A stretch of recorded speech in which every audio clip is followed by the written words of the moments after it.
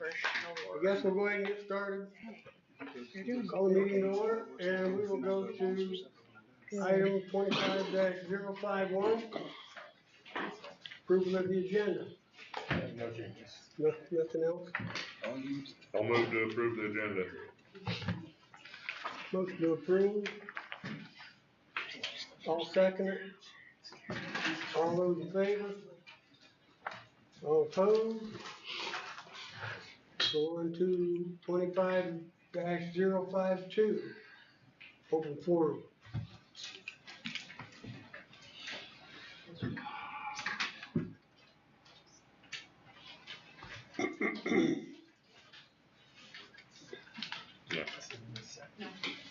Nobody. Okay, we will go on to 25-053. Discussion action consent agenda. Approval of the minutes of September 16th, the meeting of October 2nd,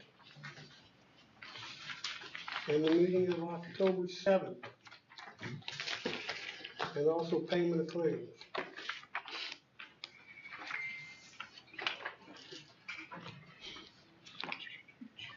Anybody have a motion on the approval of the minutes of the meeting?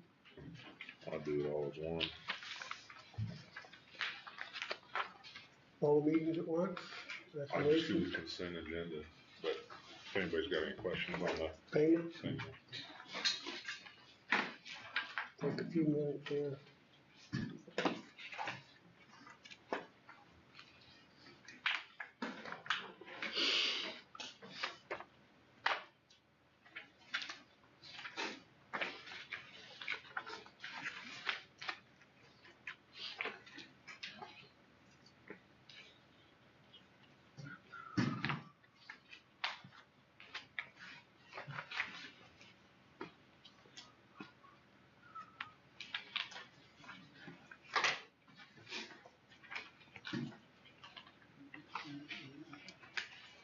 Questions on the claims? This Minecraft one gets me every time. Which one? The Minecraft one. Oh, I think she would love it if you guys would come in and see what she does with the code. Like, Yeah. I really do think that if you wanted to, if we give you the times and the days, it's not every day, but, Yeah. next time she does a presentation, it is really cool. Like, I went in for like the different regions, and so there's like an Arctic region, they were studying, Native Americans and different Indian tribes, so they had to have their certain types of houses and the boats that they use and the food that they would hunt and different things. And so they put that all into their Minecraft thing, and then they have like things where they have to say why this house was made out of what it's made out of and different things. So it's pretty cool. It's, how to do a speech now instead of a speech. Because they have to get up there and Because they have to actually talk about it. yeah, show and tell all of it. give me a text if you think about it. Yeah, I will. So cool. I'll put it out there because she does one, If I not get every done picking month, corn but anyway. yeah. Yeah, right. Be nice about what I month. heard about this in my- Into December. To get some lunch. Not happy. I had a question on page 12 of Blanchard Legal Group. Is that the total payment? We haven't paid any in the past? No. It says February 24 insurance and then, up to 8/31. Oh, that one, they had brought to our attention that somehow February got missed, so we backpaid February, and then we paid August when we got in September.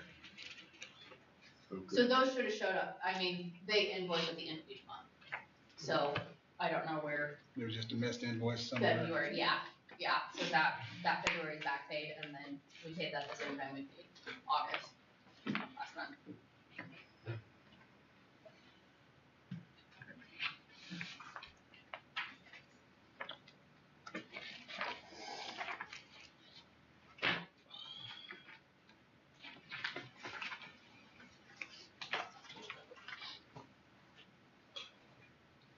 Matt, you make it to the end yet?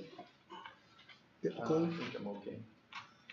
Amber, you get to the end yet? Not yet, no. A few more minutes.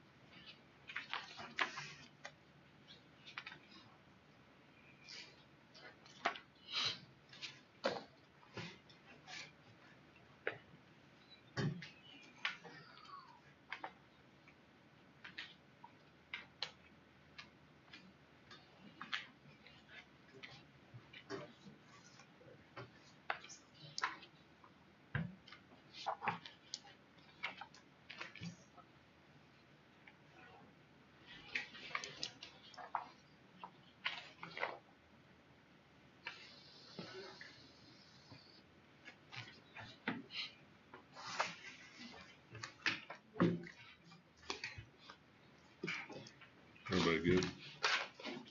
Are the, Terry, you good? I do have a question. Sure. Are the extra trips and everything that's just curious, out of curiosity, because I noticed it on here, that we were using the use of the gym over in Colby, is that covered under insurance? Yeah, The mileage and everything else? Like mileage, Like for staff? yeah, we or did the whatever? hourly and then we did, we haven't done it for a while, but, I kinda came up with a formula to charge the mileage on it. And that's what we charged them. So when we pay out to go to Colby, then it bus gets, drivers and miles, yeah, like Yeah. full miles. or staff or whoever? Practices. Staff, Deanna's just been telling, like ticket takers and stuff, start your time when you leave out. So. Okay. We have a motion to approve the consent agenda for the meetings and the payments. I so move. You did, that's what I said. I will Do we now. have a second? I'll second it. And a second, all those in favor? All opposed? We will go on to Mr. Trent McCann, I believe, on the Shiner Circus trip. Thank you. Good evening, ladies and gentlemen. First and foremost, from our family, thank you to each and every one of you on this board for your hard work and dedication the last year or so. I know you guys are in a tough spot. I know you guys have had to make decisions that might not be popular with some, but we appreciate all you guys are doing. Joslyn makes 5 generations of our family to graduate up here, and there's no place like home. So thank you to all of you for your hard work and dedication. We appreciate you very much. I don't think you guys hear that enough. So we are here today to represent the Atwood Masonic Lodge, and a few of us are all county Shriners. Same drill as in the past. We would ask permission to take the 4th grade kids to the Salina Circus again this year, 2025. We've had to change the itinerary up a little bit. I've got it here, I'll pass it around. Our promoter this year has recommended that we do 2 shows on Friday. So that would put the 2 o'clock show that we normally take kids to back an hour to 1 o'clock. So I think we can still make it work if everyone is in agreement for it. We'd have to leave Atwood about 7:10, and I've backed everything up an hour accordingly. I think the last few years we've held pretty close to our schedule. Dave Brown again will volunteer to drive the bus. McCain Trucking would furnish fuel if we need to. And we're asking permission to take the 4th grader to the circus. It will be on the 14th of February, which is a Friday. And again, we would furnish a meal on the way down, a meal on the way back, $15 spending money for the kids. We'll have t-shirts made as in years past. And the way we do this is we have local businesses that donate money to help us do this, and the Masonic Lodge puts up the rest, and that's how we do it. So we're asking for permission to take the kids one more time. Last year we covered bus and fuel, didn't we? Yes. I move that we approve the trip. same as last year with the bus and fuel. Same parameters. I'll second. Motion to approve the trip and second, all those in favor? Thank you. And the board appreciates you taking the time and the effort and spending the money to do this. We love to do it. One thing that we would like to discuss, though, I believe last year we ended up taking another vehicle because we had extra parents that wanted to go. So what we would like to do this year, if possible, is keep it to the kids that need to go and sponsors that the teachers deem necessary. That way you're not taking two vehicles. And the lodge is more than happy to cover the sponsors on that. But last year it kind of got out of hand, and I don't think any of us really planned on that. So we want to make sure our kids go and we have plenty of sponsors, but we don't feel like you guys need to send an extra vehicle. Well, I think the kids and the sponsors and the parents are on their own. So we We can, went on our On own, their own. what do we have for kids this year? for trips? 32. Okay, 32. okay. All right. Well, we'll get more information on closer to showtime. Lacey, I'm gonna give you this itinerary and Okay. stuff for the teacher. We should be able to hold to it, I think. Okay. But that's some information for you Okay. guys. Yep. And, come closer to showtime, we'll get everything sent out and stuff. But, if you guys need anything from us, please let us know. Again, we appreciate you working with us. Well, we appreciate you guys because, I hear every year that the students, how much they love it, the parents that get to go, that,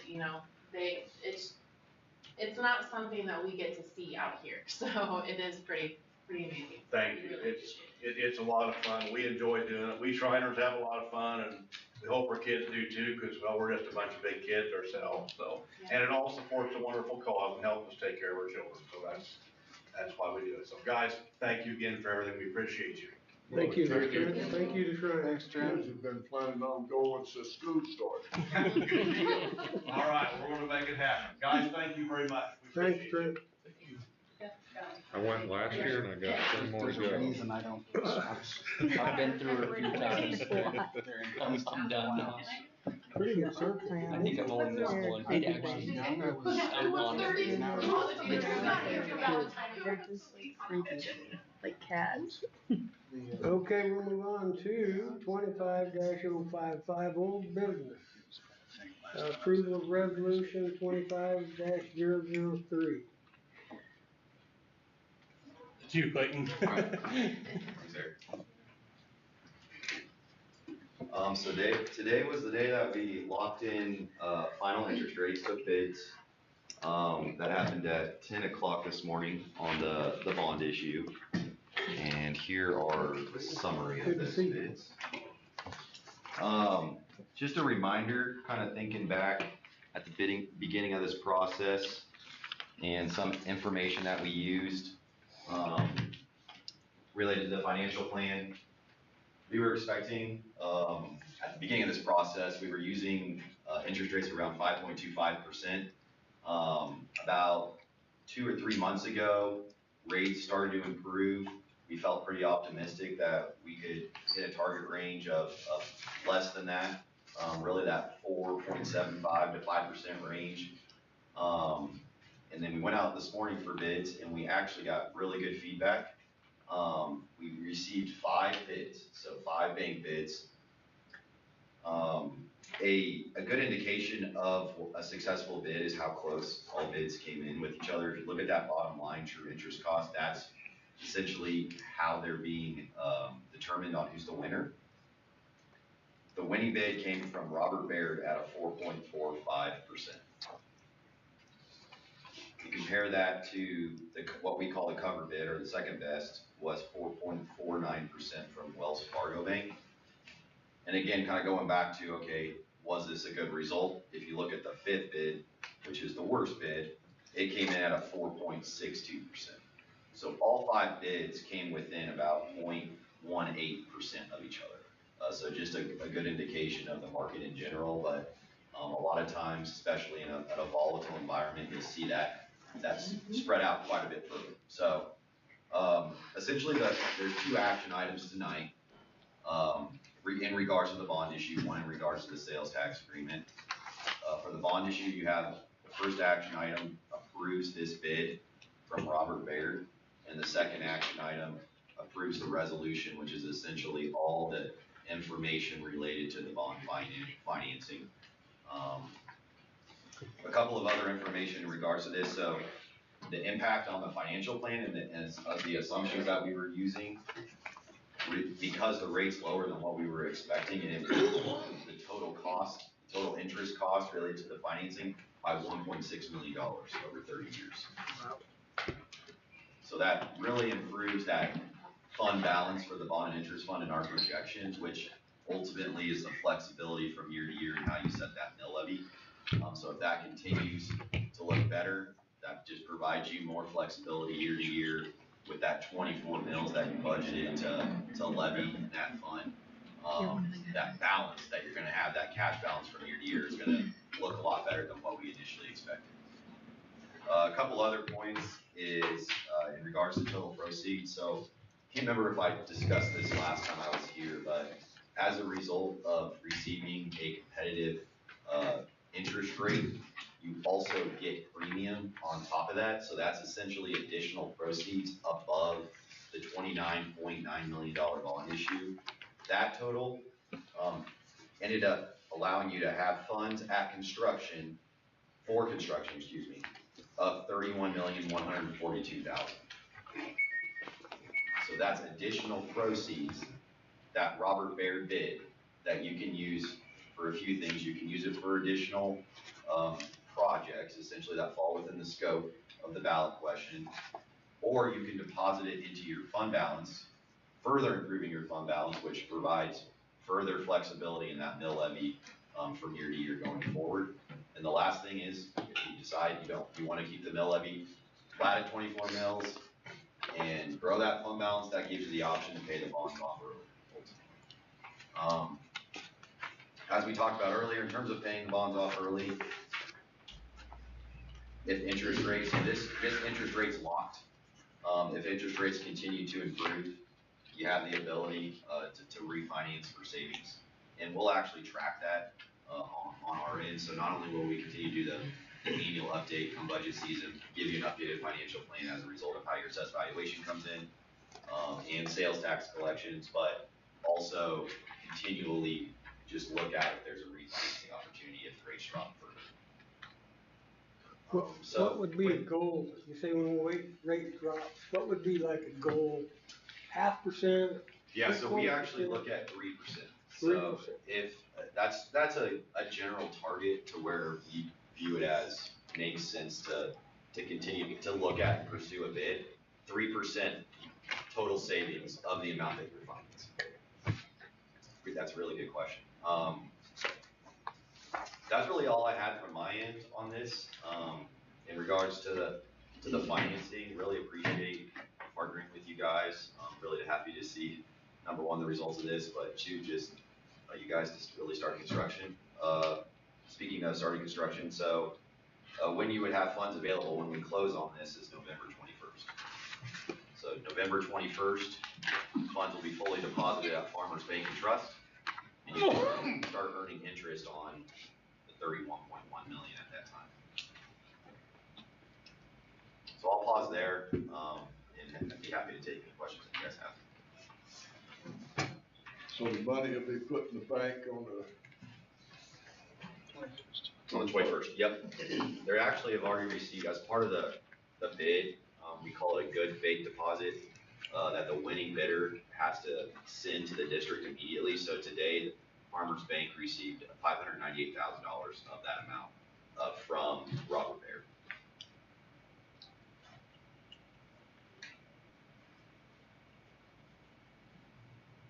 I'm related to Robert Baird. I'm related to Robert Baird.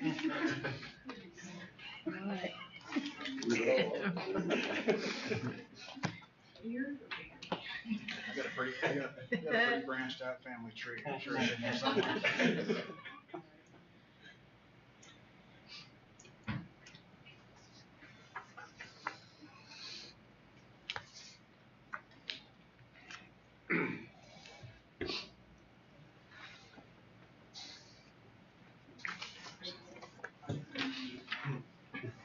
So it's a good bid. How about you can check with everything? Is that because of the just tell us?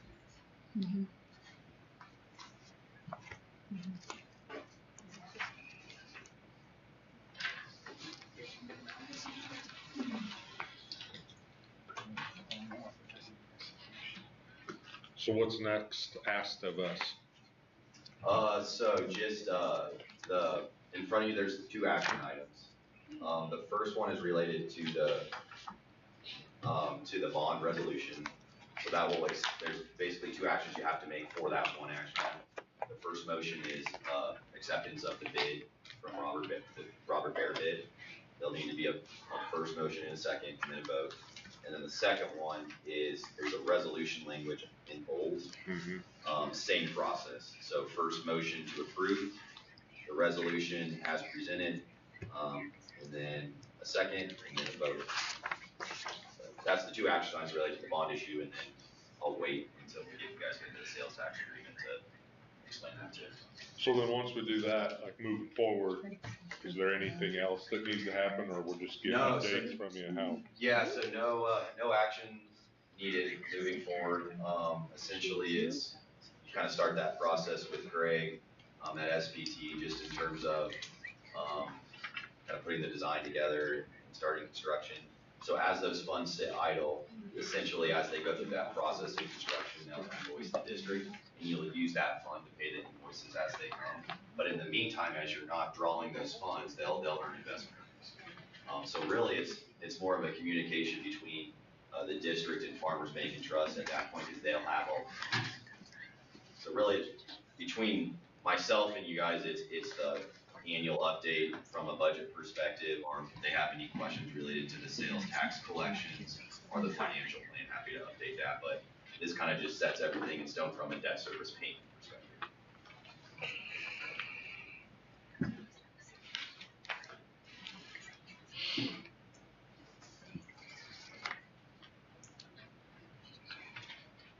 It should be the top copy on here.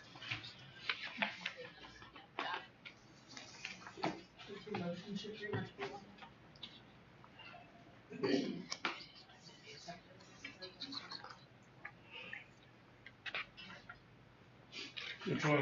Which motion do we do first? Just for the bid to be accepted. The bid for Baird. We have a motion to accept the bond bid from Robert Baird, 4.451313. I so move. There's a motion to accept the bond bid. Is there a second? Nope. And a second. All those in favor? All opposed?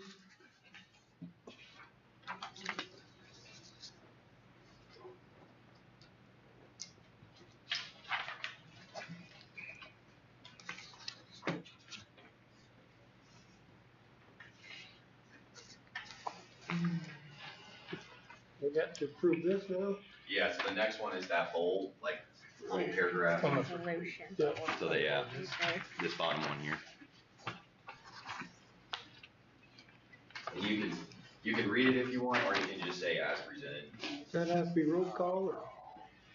No. On that. Okay. I just see the yay and the nay on the back. Right, I can write it.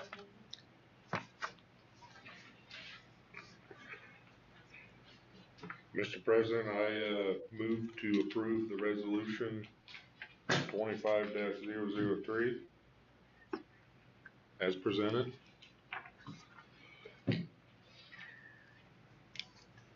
I second it.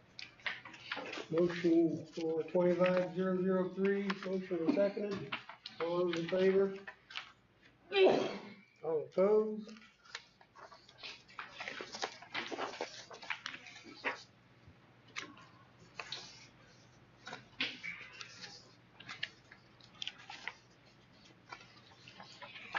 Now we get to go to sales tax.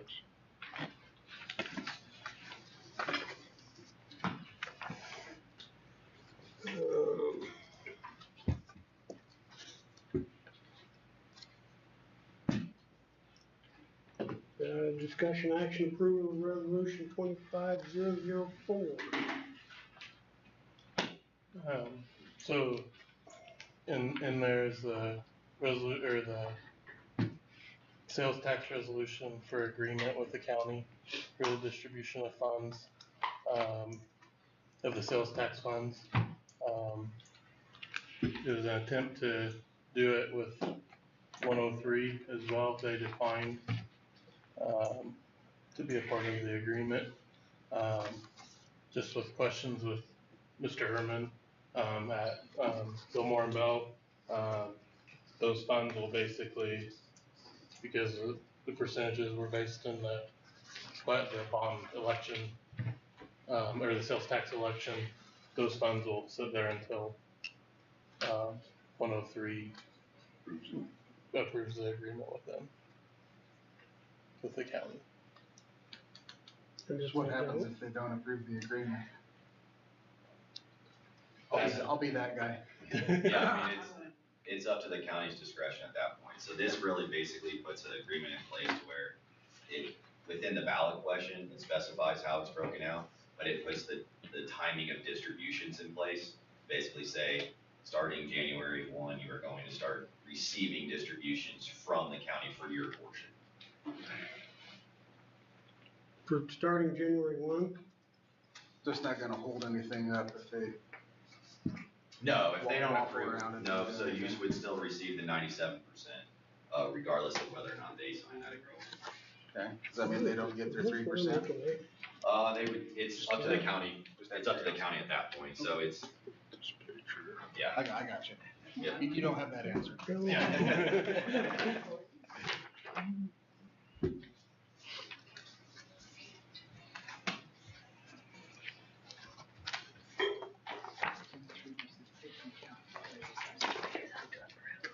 Yeah, we just have Weren't they to, on board with doing this before? What's that? At one point, didn't they agree on it or no? They never did. no, They wanted a much different Yeah, number. they wanted, I think if we would have conceded to that, it would have changed, but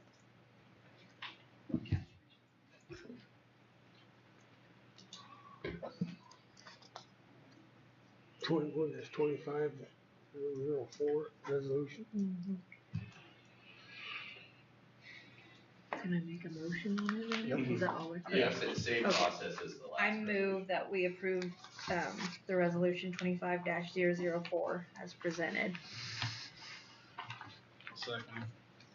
Motion to approve resolution 25004 in a second. All those in favor? All opposed?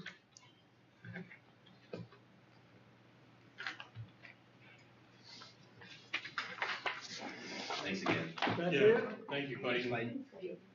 Thank you very much for your time. Clayton, I got one question for you. Yeah. What is on those socks? Casey, It's like Royals, KC. Okay. I wear different ones I couldn't every tell time, from so- here. It's- Yeah, if there's a refinancing opportunity soon, I'll come down with different socks for you. I'll just try to find some Atwood ones.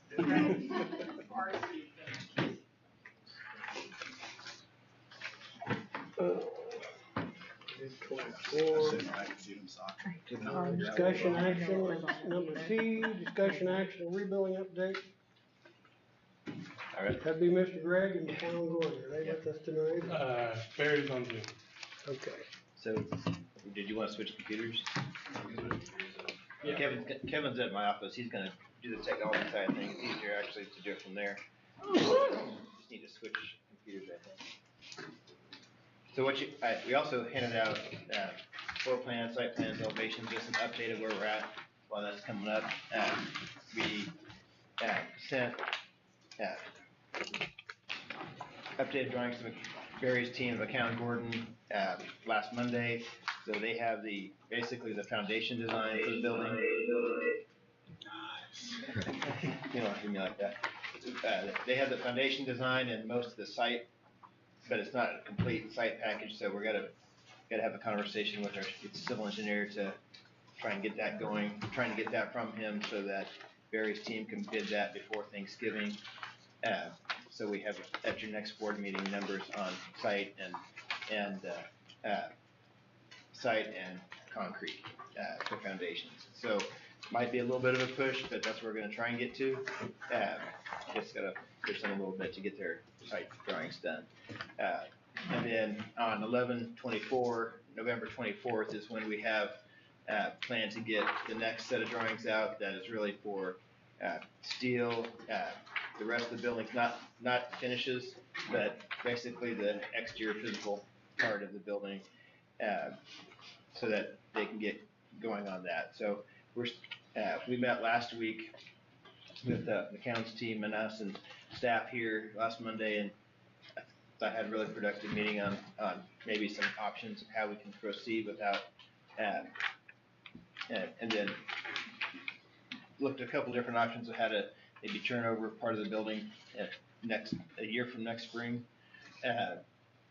There's a lot that's still in the works that has to make that happen, but that's still our goal. I know you said you have the portables until next May, but there's a limit on your insurance that we're trying to work towards making sure that seeing what the best option is as far as still using them or getting in the building.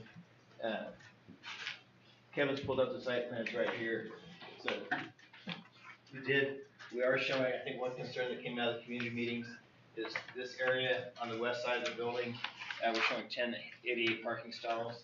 And then there's an ADA sidewalk that comes up from here to the main entry, one here to the existing gym, and then another one over here to the elementary school. And those would just be basically ADA sidewalks. They won't probably look like a ramps. Ramps have handrails, but we're able to do those in a way that they're low enough slope that you can still consider them a sidewalk. But this west side will have those ADA spaces for events, but during the day that will be set aside for a bus drive, a bus drop-off area. But I know that was a big concern at the community meeting. Can you go to the next one, Kevin? One of the areas we're still working on, go to the next one. It's the playground area. This area probably won't be quite developed. If we can get the civil guys to get their drawings done by next Friday, we may have to leave this part out of it, either issue it by addendum or have it come at a later date, but that's really not the critical path to get the construction going on the school side. So I want to mention that piece of it.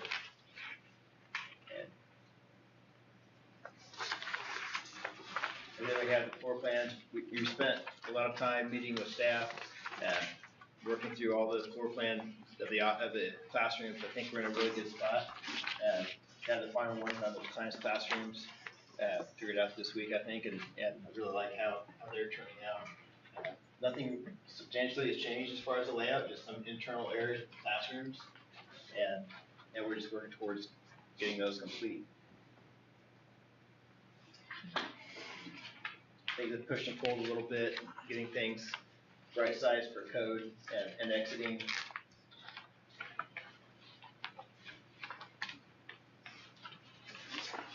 One area that's probably still needs some work is this auditorium or cafetorium area and getting the acoustic. We have got our acoustic report back from the acoustical engineer, but we're still working through some of that.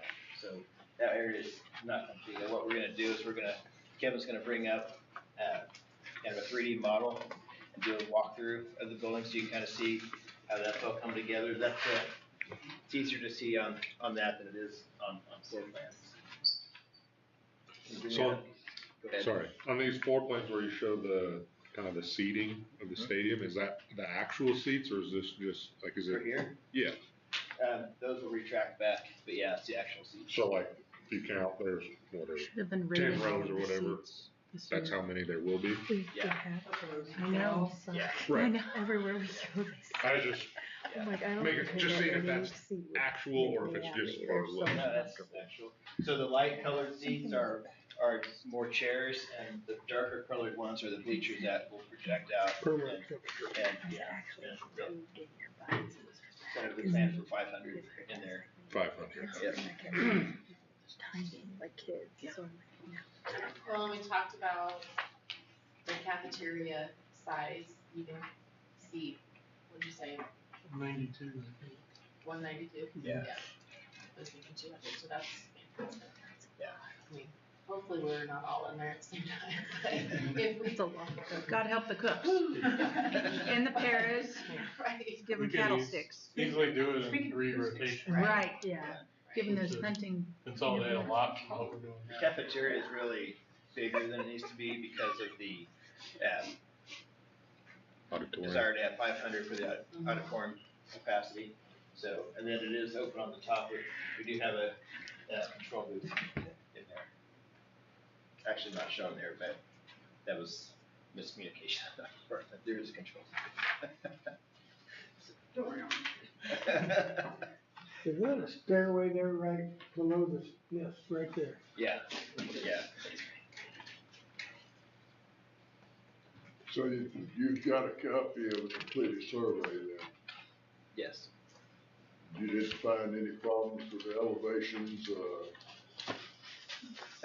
I mean, we had to go back and forth a little bit.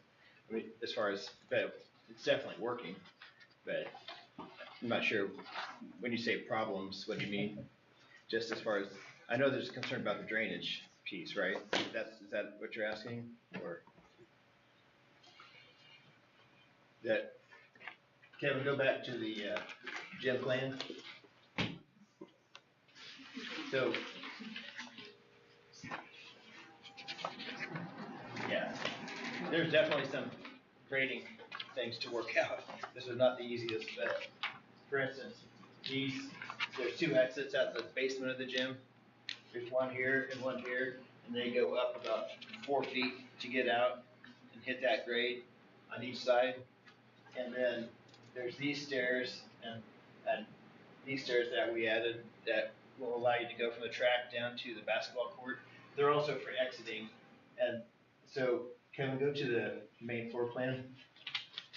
So this one, for instance, this one will come up and you go out this vestibule and we change the stair and ramp on the back side.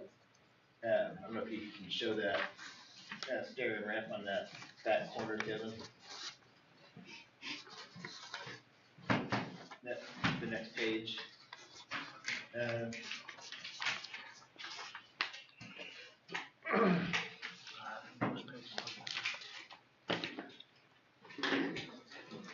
Yeah, so this stair comes out of the gym. This stair comes out of the lower level of the gym. This entry or exit comes out of the top level of the gym. And we have these stairs that go down. And then there's this ramp on the back side to get from there. And we had to do that. And then we had to, on the band area, we had to have a stair going up, but then we had to have a ramp going down. So this is a ramp. There's a stair here, but then it's flat from here to here, and then there's a ramp, and then that extends around here to meet the grade on the back side there. But we also have a sidewalk that comes all the way across here to let people to get from the parking area over to the football seating. So there are a few challenges to work through, but we got them all worked through. what about the southeast, where the elementary is gonna be? Yeah, so on the southeast side, the actual We building. was talking at one time about from the commons area going south, it goes up. Is that gonna be? From the commons area of the From current commons area? From the street Yeah. to the new area So- there. Can you go to the grading plan, Kevin? It's easier to see there. Zoom in on that. So, right here, we're basically burying the building into the hill a little bit. And so, you can see what these grades are doing, but it's about 8 foot high right here. We're still able to have windows in these classrooms. We put windows on this side here, and then I think we had them up high on this, but this area is kind of pushed into the side of the hill. So So where how the, much- where the water came in from and run the gym floor in the existing gym, how is that addressed? This here, So, yeah, so is it elevated so that, I mean, where's that whole, yeah. So or does this, that area right there have to be removed and dropped down? only these shaded areas here are, this is all new, this is all new. This is existing right in here. That'll stay the same. So on the south side of the existing building, pretty much everything's coming out concrete and everything. Yeah. Have to be regraded and packed. We show a percent slope down to this area to get the water back around from the side. And the playground extends to the east, well, we go up a little bit. This is the playground, and then What is that? this will be more playground area also. But all these parking spaces stay just like they are right now. Well, then, there's gonna be dirt work involved there. Right now, we're planning on this area being concrete, and so you'll be parking on concrete instead of on dirt. So you don't foresee any drainage issues? No, I mean, that's what we hired the civil engineer for, right, to take care of that. So we will definitely be making sure that we circle back with them, but that's the plan. How much water comes down the draw today? Did you notice any?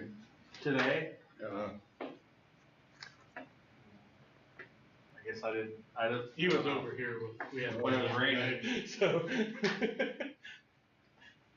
I don't know. That was an inch of rain in about less than 30 minutes. 7 seconds. I think I've only seen water come down the canyon. It was once, fast, like, maybe with twice ice. in my lifetime. It's too fast. A large amount, Large amount. yeah. I mean, I didn't, after that, I mean, there wasn't like water running through those culverts or anything we put in, so. There's not a substantial amount anyways. Yeah, and the water that would go through that side right there, would it not drain down State Street instead? Like, how is that sloped? Cause you don't usually have water coming from. No, you'd have to Not drain from it the through the other building side. to get it to State Street. Cause you'd have to go uphill to get to State Street, or else through the building to the west. If it's coming down to State Street, we got a problem. Yeah, exactly. Yeah, I mean, currently, runs north and That then would on the have east side of the building. We got a big issue. Water coming down. Get the sleds out. Oh. Yeah, it runs north down The gutters. on the east side. And where? Gutters So south of the north, like down that hill, come down off the and get east side of pipes the building going there. inside. So you can access through by vehicle On the inside. from both sides still, so back to the gym, right? Then it frees up that way. So like when they have, Just wondering. like when they have standbys for wrestling and things like that, they can pack. You can't come all the way across. No, but you can come from one way or the other, Yeah. correct? They get a little damp in there. though. Yeah, for sure. How far, just out of curiosity, how much space is there gonna be between the building and the street on that south end? Between the building and the actual Yeah. street. Kevin, can you tell us what that is? From the south side of the elementary to the street? I couldn't zoom in on it far enough to. Yeah. Of course.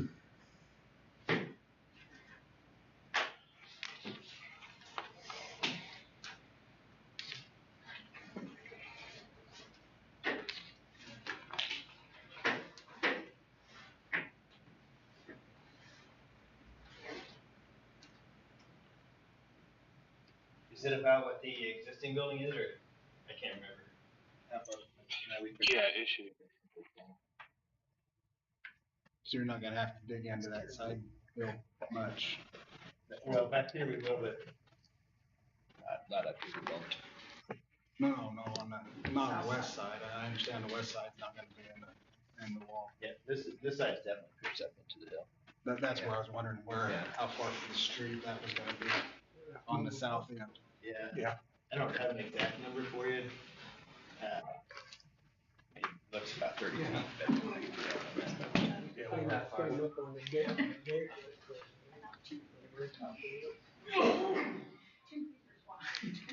Oh, Which would be right on the playground. oh, yeah. Have we even started discussing talking to the city about making that possibly a one-way street? Has that, Street? yeah, or not State Street, 8th Street. You'll never make State No. Cause it just, especially when we're having drop off and pickups and, Which way you want it to go? North? Left. left, Yeah. north. Okay, that's what I mean, just, cause that's, that's what we've talked about, most of anything is safety coming down off that street, which if that's where drop off and pickup is, that would make the most You talking about sense. just for a block between State and Main? Yeah, at least, Yeah. I mean, Otherwise- cause otherwise you end up into over by Logan and, Otherwise, you're clear over in. right. And I know you're probably not gonna get the city to shut down that corner at East Hill Drive, but might make the street better without semis coming down it. What?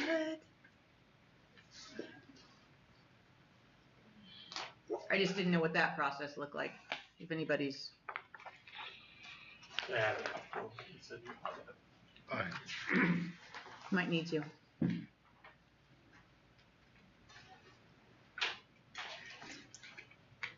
Okay. Kevin, you wanna go to the walkthrough? And this is something that we can put a video on, if you wanted us to do something to where we put this on the website or something like that. We put a link to this so that other people can see it as well.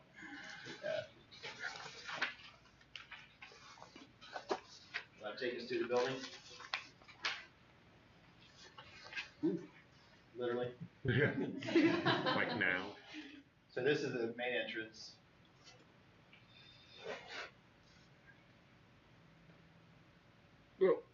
Can't You go come through here, you can see into the main hall, but to the left, you'll have to go into the office area before you have access to the rest of the building. These windows and those windows the doors that you just saw will have security film on them so that you can't break through. It's like checking into a hotel. penitentiary. Go straight. Go through there. My day, that one. So this is the main entrance. We have a 2-story space right here. Stairs that go up to the second level. The one classroom that is not on the exterior wall has this window in the stairs right here, getting some borrowed daylight from some other areas. Is that far enough up, you're not gonna have kids standing there going? Yeah. And then pan to the left, that's the entry into. You gotta ask all the I questions, don't you, remember being a Tim? kid. We know exactly what they're gonna do. Standing there in that window making fun of people. I would. I'm not a kid. You do that now, McPhee. I would. Yes, that's what I would too now.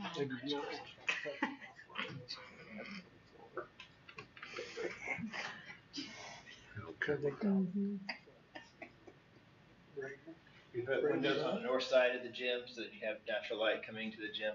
We haven't really done that before, but I think it's gonna be a really, really nice effect,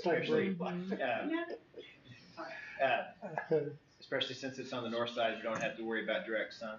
So it won't be such an intense direct light. Yeah. I thought you were gonna put in those skylights that's like at Greensburg when we were there. We have a budget. No. I was gonna say, They why don't didn't we have just a put in budget that in that LED building. floor then too? Shoot for the moon. As the weight room above the wrestling below with the storm shelter. I mentioned that to the engineers and they laughed at me.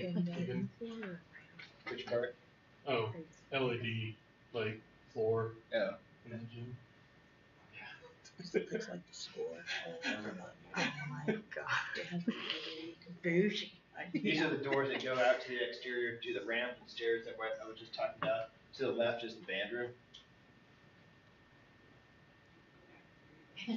There's,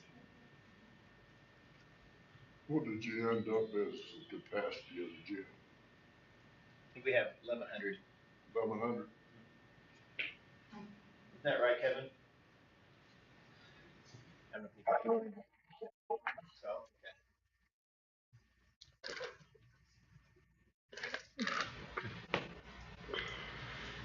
One seat for everybody in town. One thing that, we are showing the drop-down volleyball nets in here. We're getting some feedback that really people are going away from the drop-down volleyball nets.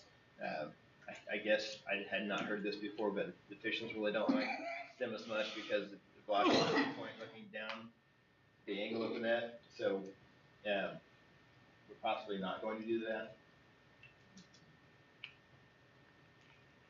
The seats on this side go all the way down to the floor, seats on the other side, do not go all the way down to the floor, and we're suggesting that this side is the home side and the other side is the visitor side, and that the players and the scorers table and all that go in front of the visitor side.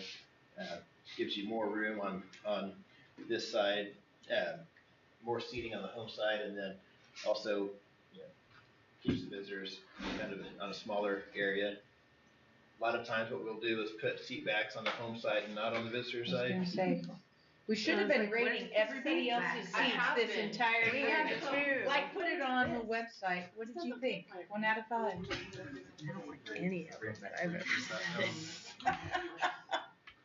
This is the back hallway going to the storm shelter and this program makes these hallways seem more narrow than they actually are. This is the restroom room and slash storm shelter. Look at all that space. There's a bathroom off of this, this can be used for visitor locker room for basketball games as well, for volleyball. Lots of air fresheners in that room. Yeah. Air purifiers on the wall. There's a lot of room in that. I figured at one time I'd spent about 4 years of my life in that little room up there. Loved every second. Every bit of it. Every bit of it. Zoom back up to the main level entry. There's 2 classrooms on the side. We have lockers shown in the hallways. Those are 8-foot wide hallways.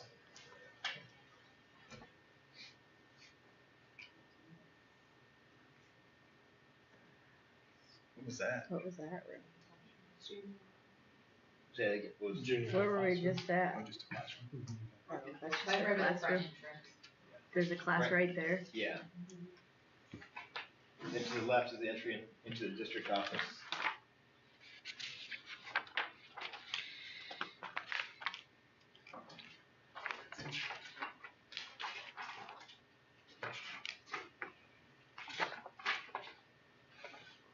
Superintendent's office looking at the window into the basketball court. I have one-way glass up.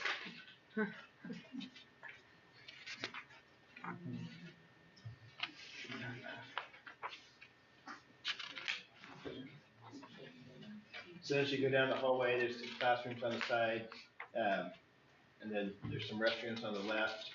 Then we have the entrance into the media center, where we're gonna repurpose some of the stone that was used on the exterior of the building, make that the entrance into the media center.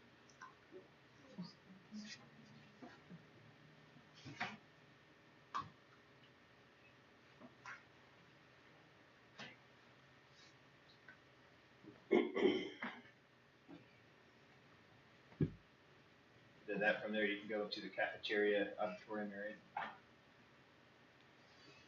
Again, this one, you can start to see how we work on the walls and the ceiling, but they're not really complete yet as far as the design is concerned.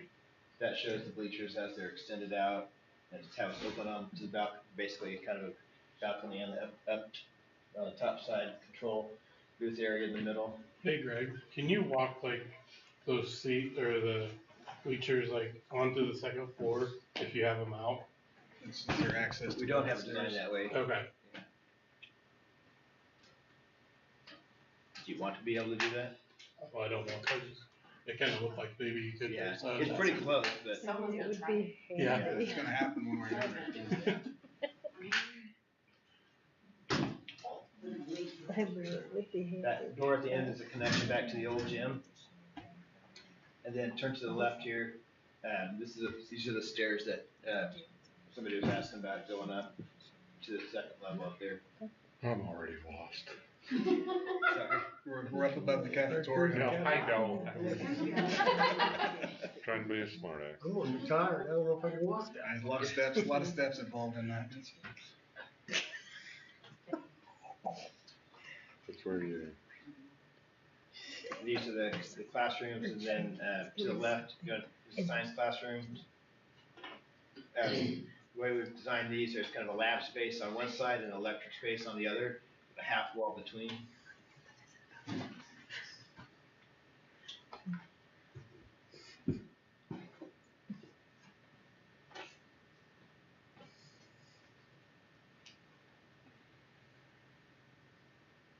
This is that one classroom this is one classroom that doesn't have an exterior window, but you can see, you can look out through that area at the hallway in the end, see what's going on outside from there.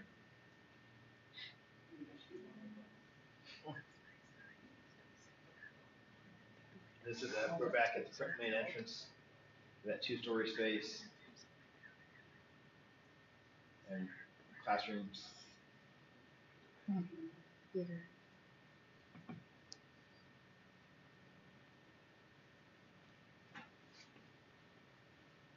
Special ed rooms on the end here.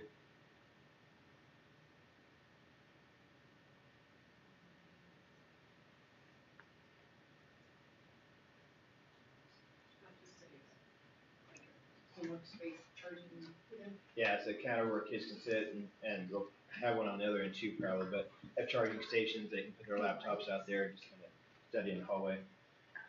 We put that in Heston and we went there, I was there a few weeks ago and those chairs were all full, they were being really well used. I like how the program hits all the stairs.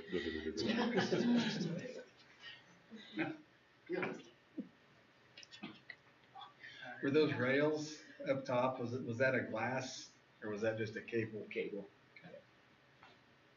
We like to use the stainless steel cable rail. You don't have to paint it, you don't have to clean it, you can see through it pretty easily. I just couldn't tell if it was like a glass panel or if it was. This is the entrance into the old gym here.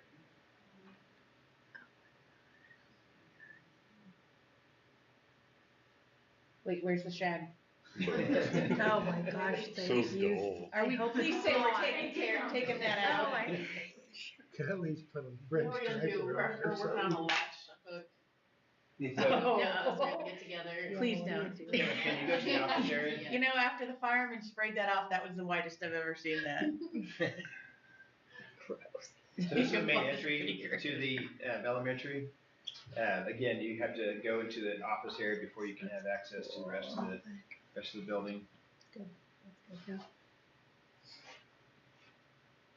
Office is a conference room down at that end.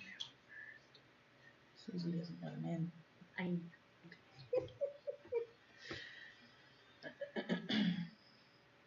And we have an exterior exit to the south from here as well, in case, anybody needs a. Is the VC glass out. like reinforced and all the, I mean, that's a lot of glass. We typically just do it at the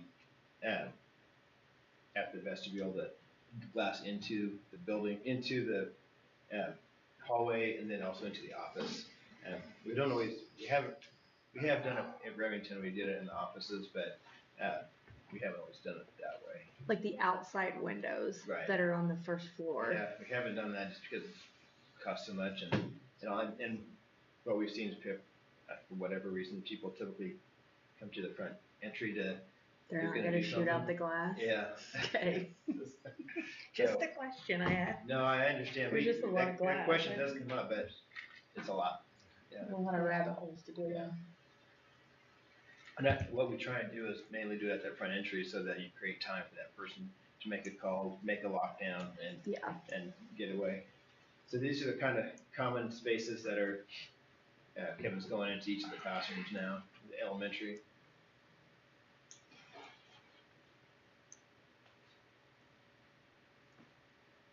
And this is kind of a common area. We have one on the first floor and the second floor that can be used, and there's a reading area at the end, with a TV there. You can do just multiple, like 2 class functions in these areas. And then go to the restroom area, Kevin, We have drinking fountains on the backside of the bathrooms, it's open to the hallway, and then the sink area is open to the hallway. That's where most of the problems seem to happen. The sink area is where things are. Yeah. Unfortunately. Actually pretty neat. And so bottom level is kindergarten, first and second. That door goes out to the playground on the east side.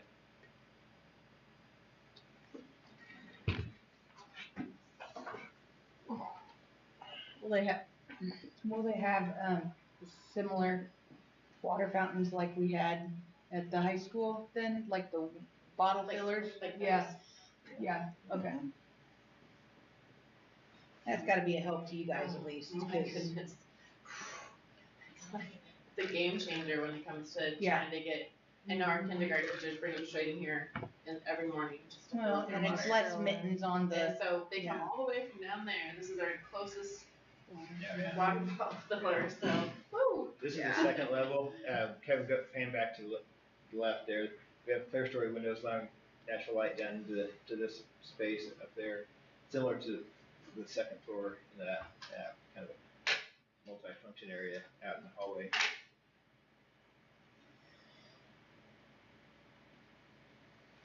And I think we have art at the end of this corner.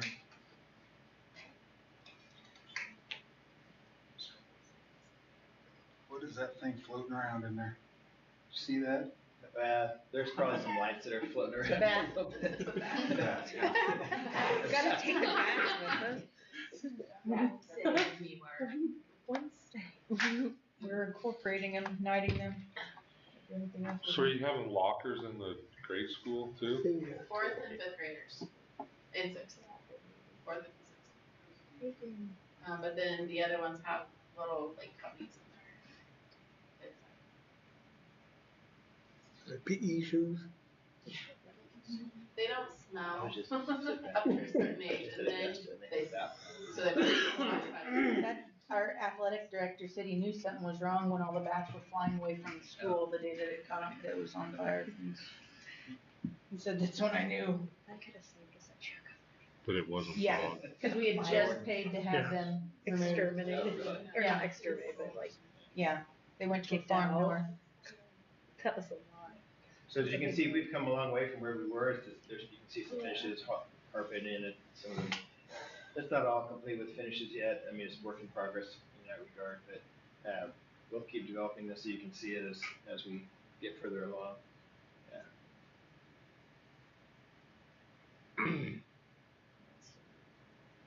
Have we decided on the I mean, the outside yet? buffaloes could go. Or is that just what they're using? Yeah, you could. I want to put it right That's top not the too hill far of the in. gate. Hill. Yeah. This shows you that south side. Yeah, that doesn't look bad.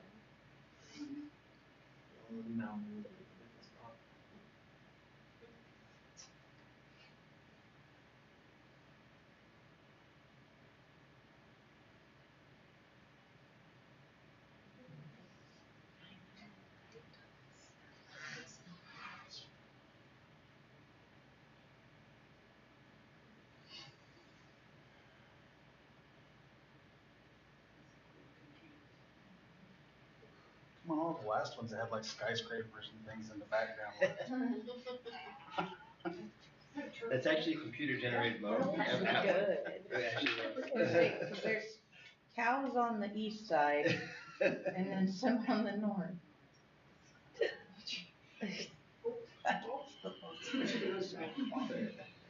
That looks good, I think. See on the drawing, there's a maintenance building in the greenhouse up in the corner. Is that new? That's placeholder for now. I think, I'm not sure if we'll be able to do it or not, but it's, I think that's kind of one thing you talked about, Eric, right? Is about maybe trying to do something like that. Yeah, just for a space. Yeah. We don't, yeah, that's it's not something that's really, we have any drawings for other than those two boxes on the piece of paper right now. I mean, I think the thought was if there's funds available to do something, well, we maybe need that to keep that would be nice. greenhouse. That's such a Thing huge part to to put those there. kids, yeah. But They need to get that in. What is the vision for structural building? Like, how is it? Is it gonna be paper mache? Like, this I realize building- it's not, it's sarcasm, No, but I know. Talking about the school building itself. yeah, what's the vision for It's all, building? steel construction. I mean, obviously a lot of concrete for the gym, but then this will all be steel framed throughout here, and this will be steel framed as well. And then, metal studs with mostly brick veneer on the exterior. The backside of except for the brick will be around here, and then it'll change to metal panel around this piece of it. And then this is brick on all the sides. Brick all the way across the front. Brick or brick veneer? Same thing. So even if we do 8-inch CMU, airspace, and brick, we still call that a brick veneer.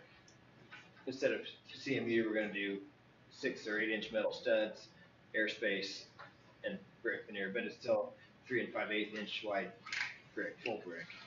Yeah.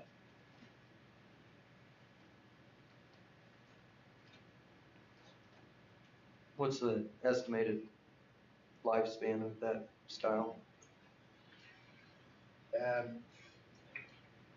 50 plus years. I mean, it's really basically how most schools are built anymore. I mean, that's how we do really all of them. I mean, we don't really, used to be in the 90s, you'd see a lot more CMU concrete block bearing walls and block and brick buildings, but really got away from a lot of that to do more of this. Why is that?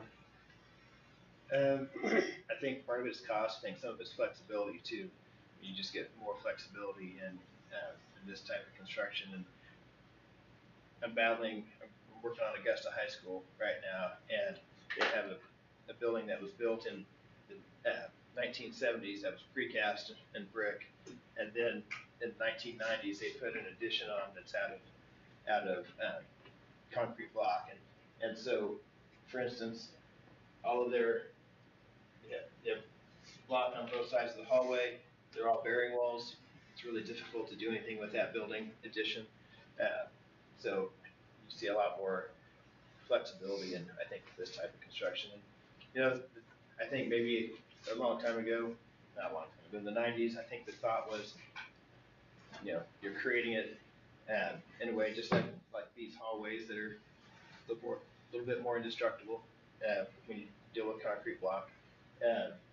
But here, especially like if they're having lockers, no reason to have concrete block on them because the lockers are what's exposed to the abuse and not the wall finish. So yeah, there's pros and cons to each one. I don't think from a longevity standpoint though you're really sacrificing anything for this. How was the maintenance on that brick veneer? Pretty minimal? Yeah, you just really, that's the beauty of brick, that you don't really have to, you don't seal it, there's not any different than what you had before.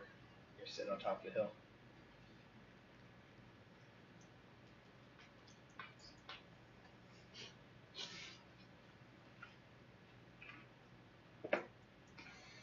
Are there other alternative options besides doing brick on the outside, or is that Well, we pretty have much? incorporated some metal panel on the corners, and I like the look of metal panel, and it gives a nice kind of modern look, and that's what we were trying to. One thing that we're kind of tasked with, I think, is create a modern school building, but also something that fit in to the town, and that's why, especially when you look up here, you're gonna see a lot of brick, but then on the corners we have put metal panel in. We could do this out of brick. Brick actually costs less and is the most durable building material in that regard. So, and it's kind of a trade-off, just trying to design something that fit both desires. There in the middle, on the top, what is sticking up there? This here? Yes. So here on these two sides, and it's shown black, but I don't know that they will be black. They might be white, but these are roof screens that are hiding any mechanical rooftop units, so you don't see them as you're driving up to the building. This white piece though in the back, that's the fly space for the theater, for the stage. Oh. So it's pretty tall. It's inherent to that. Space? Yeah, because that's where they take the steps and they fly them up. So. Can you make it rain on here? Can I make it rain? I wish I could do that. I just want to see it rain. Good job, Kevin. Thank you. Good job, Kevin. Can change time of day.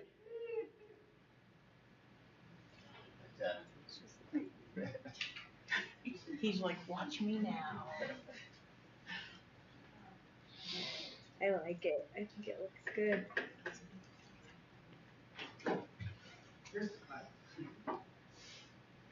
I do have another program that I could not fly through, but I can make it snow or rain. One thing I don't see Yeah, that's what I wanna see. on this, you know, from the get-go, you've talked about making it a catwalk or something between the two buildings, between the ag and the main building. Yes. What's the plan kind of looking like at that juncture? What we've done is we've, As I didn't see it on the thing, so. yeah, Kevin, there's a stair that goes down right here, there's a stair that goes down. And then there's this ADA sidewalk that comes, and what we've done is created a new entrance into it's there already, but we're making it a better entrance. And that's where you'll go into the art room area. So you'll be able to come down this sidewalk, get into there, or you'll be able to go down these steps to get back into the ag area. Can you look down from the top of that, or the back side of that, Kevin?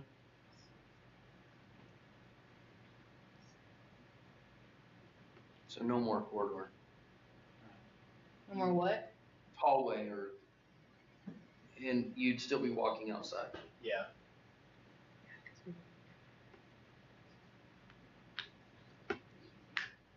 How much of a icy nightmare is that going to cause in that area right there Right there.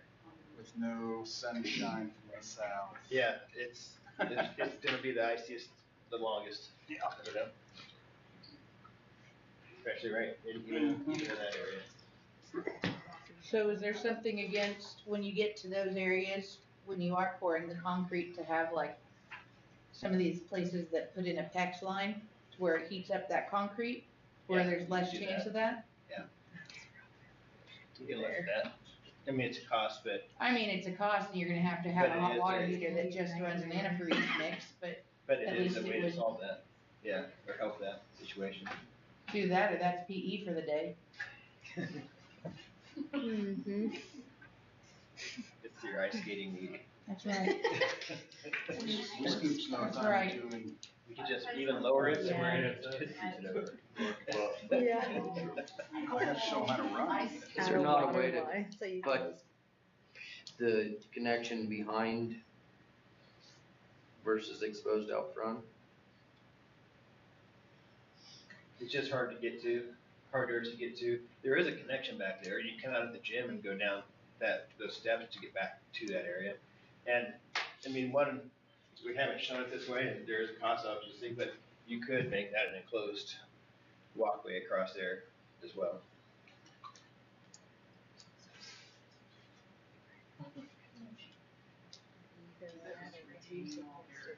Can you go to the back side of that wrestling area, Kevin? Either way. Have weather. This is where, we have that ramp Staring right into the sun. that comes down here. This is also the exterior door that comes out of the basement of the gym. So, this is from the weight room and this is from the lower level of the gym. Gym access the back side of that ag building from there. And and the locker rooms still have a straight shot out. From there, yeah, this is right that hallway. Right through here. Yep, on both sides. We had to have it on both sides for code exiting. You're saying a straight shot out onto the football field, Tim? Yeah, I know originally they was talking about having it just going right straight out to the field. We had to go upstairs on each into the side. building. Yeah. So no, it doesn't. So it doesn't, not going from the locker room right straight outside. Not from the locker room. They gotta go through Yeah, the we did hallway. talk about that piece.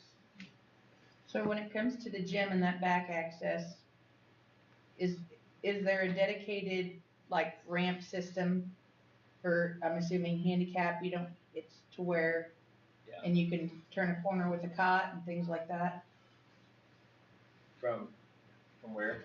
from getting outside inside to the gym? Cause in the front, you can just go in the front, but when you're coming to sports events or something, if you have to take somebody out of the gym, having to haul them downstairs is not gonna be, We do have the elevator that's right here.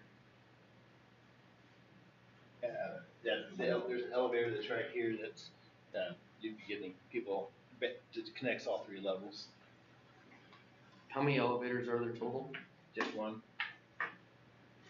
for the grade school and?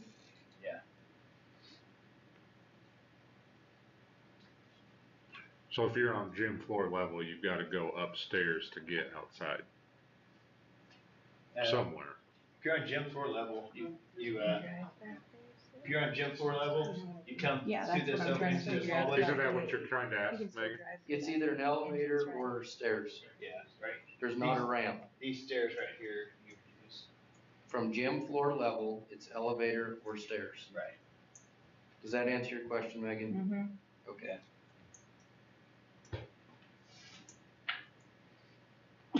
And then ramps on the outside that you get top of the wrestling room there, go up to the 2nd level. Correct.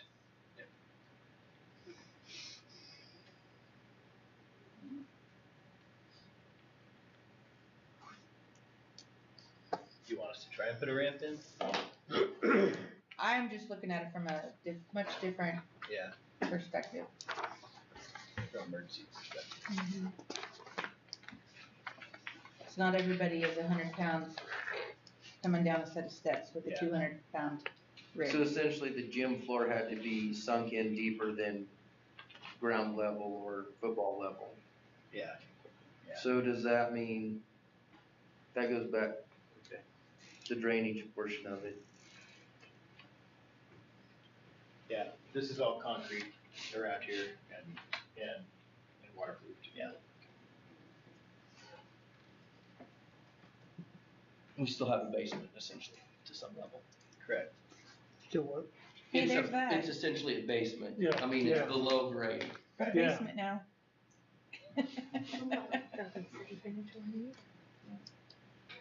Hey Kevin, what is the distance from the gym level to that, how many steps do we have going up?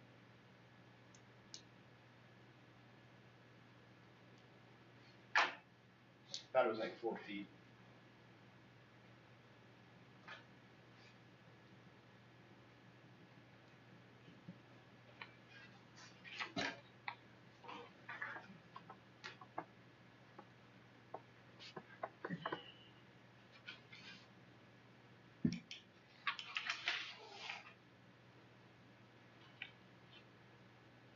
I mean, if you want a ramp in there. Like I said, I have just I have a different perspective of. Oh, I understand, Isn't it but somebody's- what I'm saying is all we'd have to do is create a switchback right here, probably, Right. have to have a turn in it, but it wouldn't Cause be it out kinda of the makes you question. wonder, like, if the power was out and couldn't use the Yeah. elevator. That's just it. Worst case scenarios. Cause that's where I'm gonna go every time. There's a ton of rabbit holes I could fall down.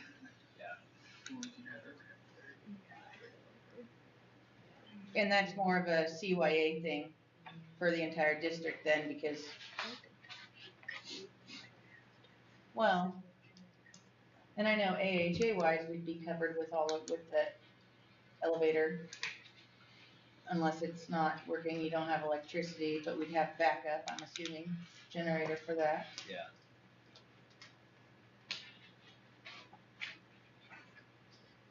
But trying to get somebody up a set of 4-foot steps while trying to do CPR or something, that doesn't sound fun to me. I think it's actually a little bit more than that, after I counted it, so. Okay, 6 foot.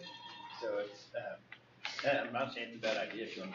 I'm just asking Oh. the silly questions that I'll think of when I wake up in the middle of the night.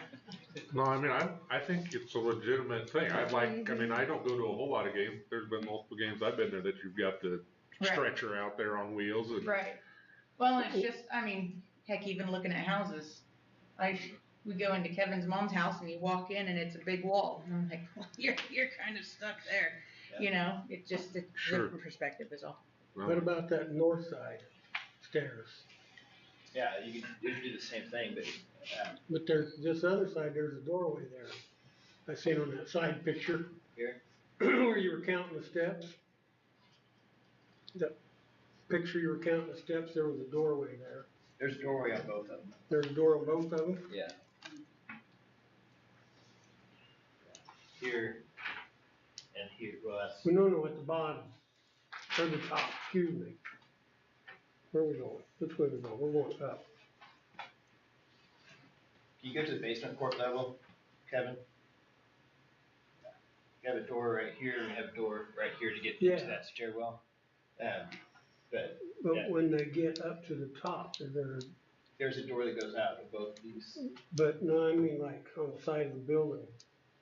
I thought I seen a door in the.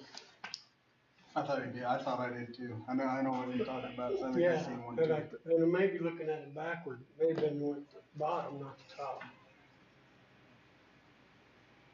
The shot where you counted the steps. Yeah.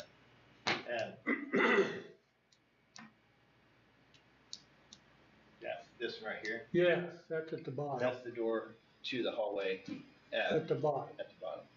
but there's not one at the top. We could Here's- stretch here's that one. out possibly? Here's one right here. Yeah, so So it which, goes out that so way, which level of that is the gym floor? right here. Does that say 6 foot? Yeah, it's 6 foot. 6 foot.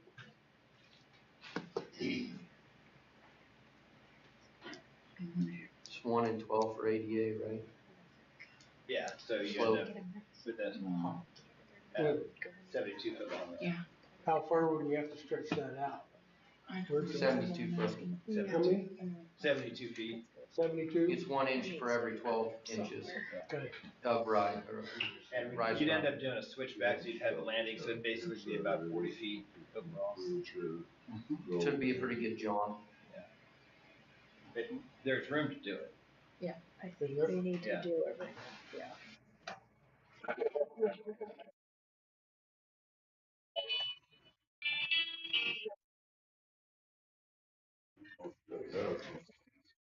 Yeah, that's true.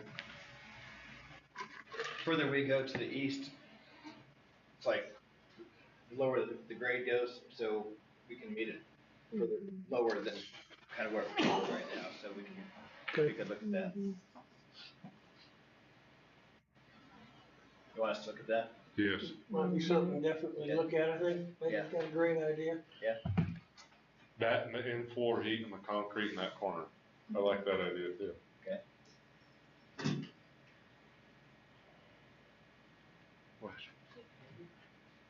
Rolling all over the place. Oh. We're all doing.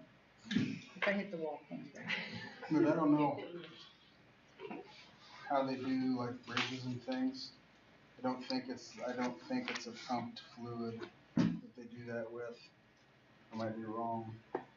But I know they, like on solar stuff that they put on bridges and things for de-icing. Now that, I don't know if, just an element in there that runs off the solar or something that could help thaw that out. Yeah, we'll look at some options. I'm squeamish on the whole pumped fluid That's for the heat antifreeze idea that's in the- being cold. Yeah. I'm just, it scares me. It's something All, that all can go those wrong. pipes outside something in that the can go cold wrong. running. I know, well, I know that's, because when Kevin redid all of our stuff in the front of, at our place where the concrete and everything is, because it's the same thing, you get that up till noon sun. Yeah. But after that, you're hosed, you might as well get a mirror My out there. house is built on heated stairs on the front because it never sees sunlight. Yeah. In the summertime even. Well, and I didn't know they made the solar one, so that would probably be easier, but yeah, we just run like an antifreeze mixture and it goes through just a specific, Just a certain spot. a yeah. specific heating, water heater, Yeah. so it just has a flip on and off, so. Just an idea. Well, it's not bad. I mean, that is gonna be the worst to deal with. Well, I mean, if you're constantly salting it, it's just gonna Deteriorate erode that, over yeah. time faster, so. Well, it'll be just what it looks like in Chicken front rice of and beat where, with a hammer. Yeah, I mean, it's Farm Bureau used to be. the time and money you spend in that, you might as well put it into something that works. Well, that's just it. Any other questions for me? I know Barry's online too, to talk about a little bit of their stuff.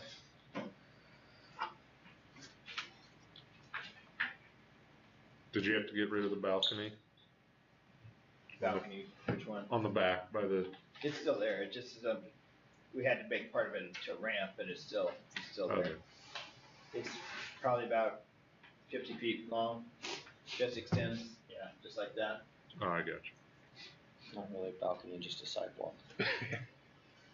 I would call that a sidewalk. I don't think it's showing, but there's a sidewalk that comes in front of this so that you don't have to go up the ramp and down the stairs to get to the bleachers.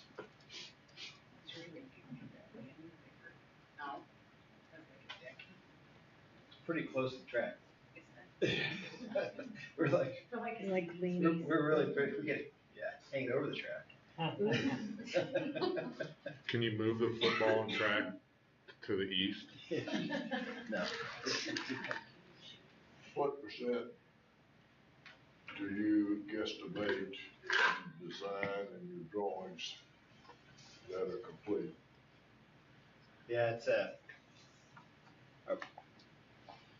some of them are more complete than others. Like I said, we gave basically 100% foundation drawings to Barry's team, and we gave about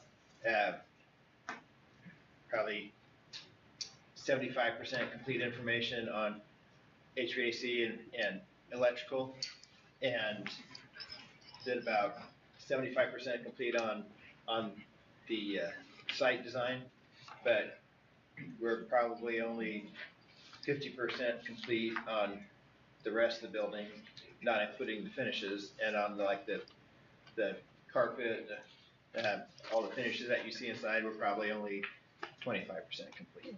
So our goal is to be 100% complete with everything except for the finishes by November 24th. And so that's kind of where we're tracking right now, to hit that.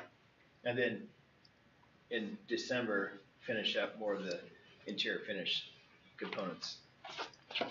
But what we did, the goal was to get McCown Gordon team the information that they needed on a lot of lead time items, things that, trying to get things going as fast as we can on the site construction and the foundation construction, and trying to beat winter. We'll cross your fingers, see if we can get there. But what we found is that the rooftop units, they're not a long lead time item anymore. The electrical panels, and Barry can speak a little bit more to this when he gets going, they're not going to be causing us problems. What's probably going to be a little bit of a problem are the transformers. There's still a year lead time on transformers. I'll let Barry speak to that because I think he's got a plan for that may not impact us too much. And then, let's see, I think those were the main things, but it might be a good time for me to hand it over to Barry so he can speak to that. Can somebody remind me again what the time element on the trailers are from an insurance standpoint? May of 26.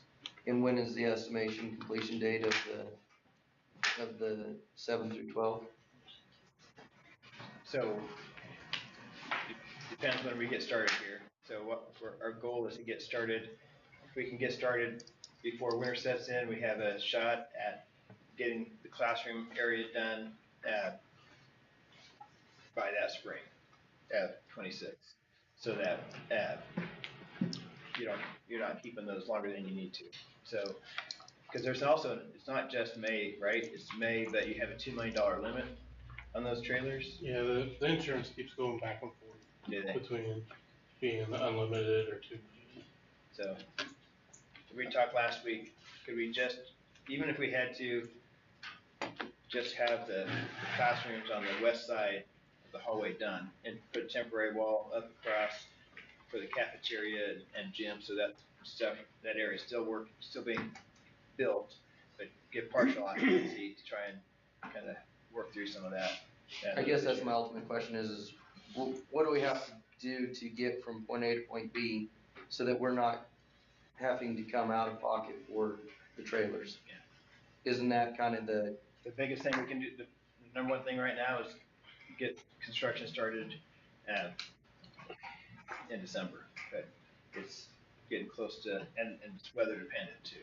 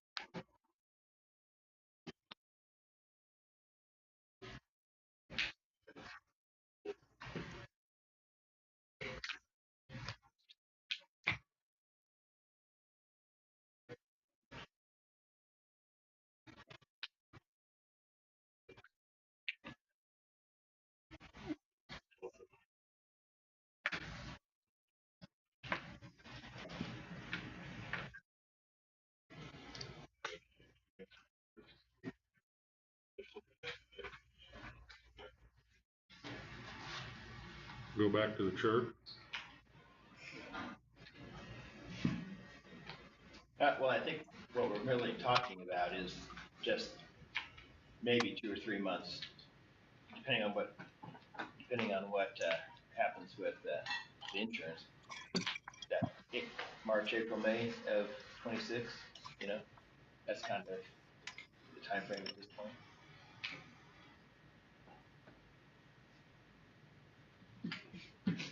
Yeah, I think we're going to get a whole lot smarter here in the next about 6 weeks on what the overall schedule will look like.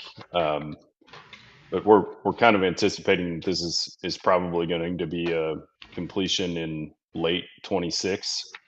So I think we're going to have to figure out what is that actual date and what is that time frame from when the portables run out to what the completion will actually look like and when it's feasible to get students in there and if that's a worthwhile investment. All right, well, I'll kind of start running here on the small update that I've got. You all should have this packet in front of you. It's on the screen as well. It'll look somewhat familiar to what we chatted about here back in September. Chandler, if you could run to the next page. This is our checklist of things that we've been working on over the last, what feels like 6 months here. But running through, obviously we got the gym is all online and you guys are off and running with it. Behind the scenes, we've been working pretty diligently on getting the phasing, the site logistics, and just kind of general planning for the project. Holding weekly meetings with Greg and the consultants and his team, and just sharing that information on budget and the coordination of how are we actually going to construct this guy so that it is the most efficient and cost-effective project that we can make it. Chandler, if you go to the next page. So what's coming next is, as we're getting those drawings finalized so that we can take them out to bid, we're going to continue this cost feedback and coordination with the design partners on it. And as I mentioned, that's on a weekly basis. We're attending calls and video calls to work through any questions and details that are coming together. Recently did just have that design and construction review meeting where we learned a little bit more about what are some things that will work when our construction teams are on site, and started passing through that site logistics plan and how we're going to be able to partition the construction site off from the mobile areas and keeping access into those. So lots of good discussion there last week. We're heading down a path to start the bidding and procurement of those kind of first trades, first work, critical trades. So really looking forward to getting information on the civil work, which would be the earthwork and site utilities, as well as that concrete, so that that starts to release us to get to mobilize onto the construction site and start digging and putting work in place. So once we have that information, we'll be able to clarify what that construction start date looks like. We're kind of holding our breath here, hoping that we can make that happen before the end of the year. But again, that is weather dependent, so we'll have to kind of play that one by ear. But ultimately, getting it set up for success so that we're able to capitalize once we get the green light. And then, as Greg mentioned, the bidding of the remaining scopes will follow in December and then in January. So on to the next one there, Chandler, if you could. I touched on this last time about why are we doing early procurement, and ultimately that is a speed thing. So it's intended so that we can start construction of the project before the design is 100% complete. And while that may not always be the case of like boots on the ground, it is starting the procurement process. So in other words, we're starting to gather those materials, gather those items and equipment that are going to take a long time to get there. That would include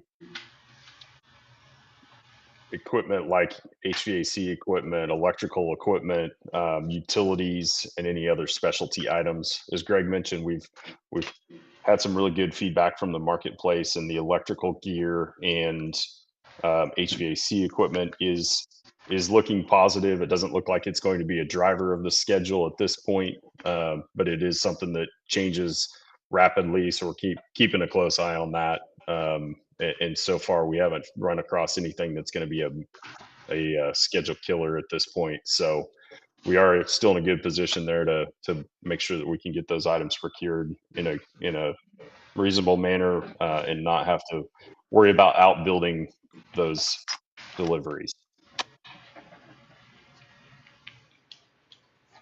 So what's next is Greg mentioned, once we have those drawings for the earthwork, civil construction, we'll plan to come back here. What's looking like it's going to be early December, and this would be for GMP number 2. This would be guaranteed maximum price number 2. Alongside of that would be a budget update for the entire project. So we have a full look at where are we at when we sign up part of the project, where are we at compared to the whole, to make sure that we're all in alignment there. At that time, we'll bring a third-party testing company and have some proposals so that work and that quality control can happen at the same time that the earthwork and concrete would take place on the project. So that would be we're anticipating that testing to take place, or excuse me, that approval for the testing agencies to take place in that kind of early December, right alongside of the guaranteed maximum price. And that would be a contract that would be direct with the school district, and McCown and our team will help manage all that, so that we've got, you guys don't have to worry about going and procuring bids for it, but we'll manage that process for you as well. And then the following step after that really is, we're calling this GMP3. There's a possibility this may need to separate a little bit to clean up some of those other early trade partners like HVAC and MEP scopes, mechanical, electrical, plumbing scopes.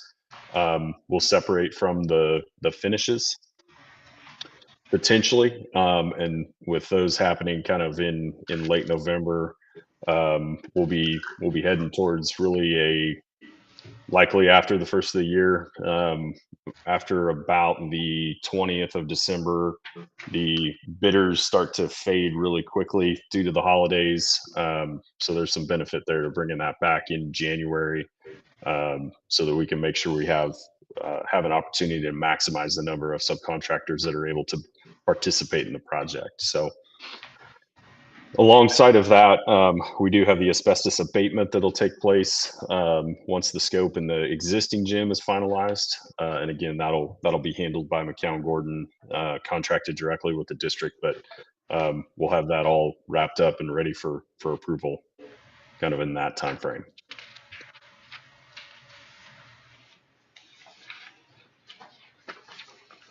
Any questions from the group on what's coming up over here over the next couple of months? You mentioned earlier, Barry, about what was the late 26. Is that what was your intent? Late 26 is 2026 would be the substantial completion for the entire project.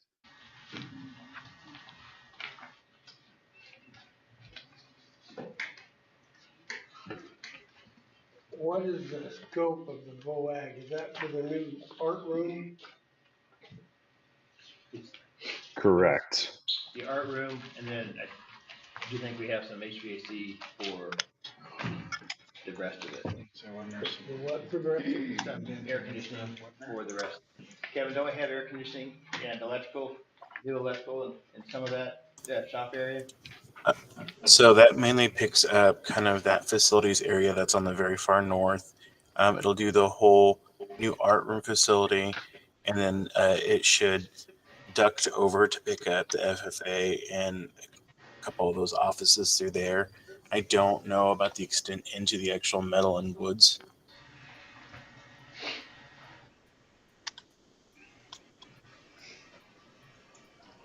I've heard kind of a couple different things on that.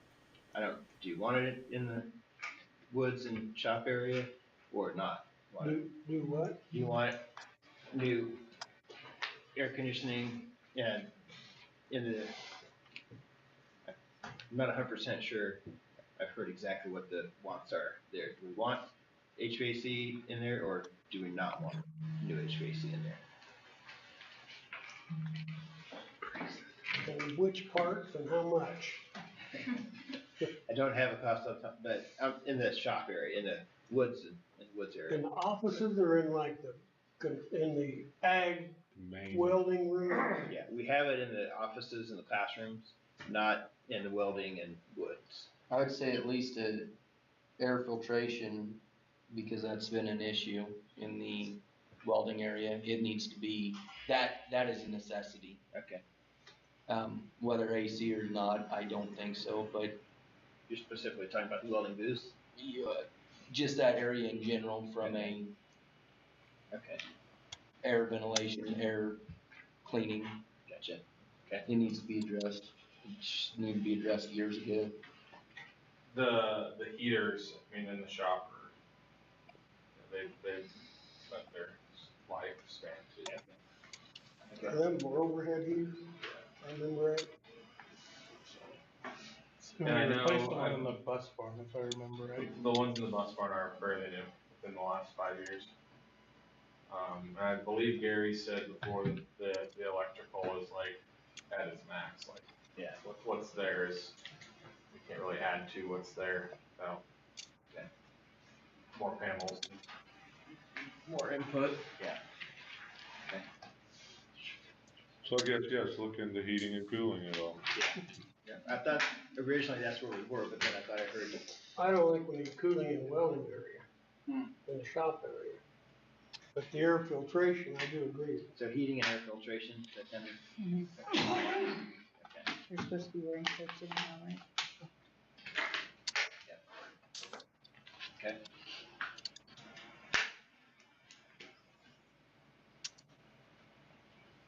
Well, if we were being state of the art, we would want air conditioning in there. If we were state of the art. Yep. You know, are you going back in, would it be just the same kind of overhead heaters, or would it be more of a forced air unit in the shop? I need to check that. Okay. Typically it'd be forced air though. Typically we do forced air. I mean, radiant heat is nice in the areas too.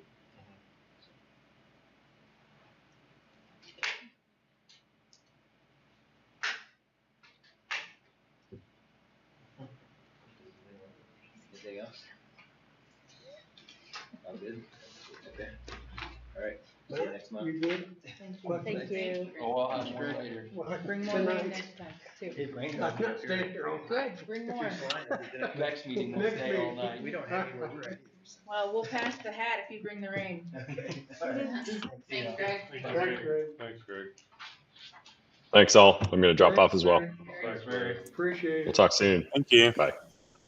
No, Bye, thanks, Kevin. Kevin. Thank you, Kevin. See you, Kevin. The rainmaker. All right, Mr. President, I'll make a motion for a 5-minute break.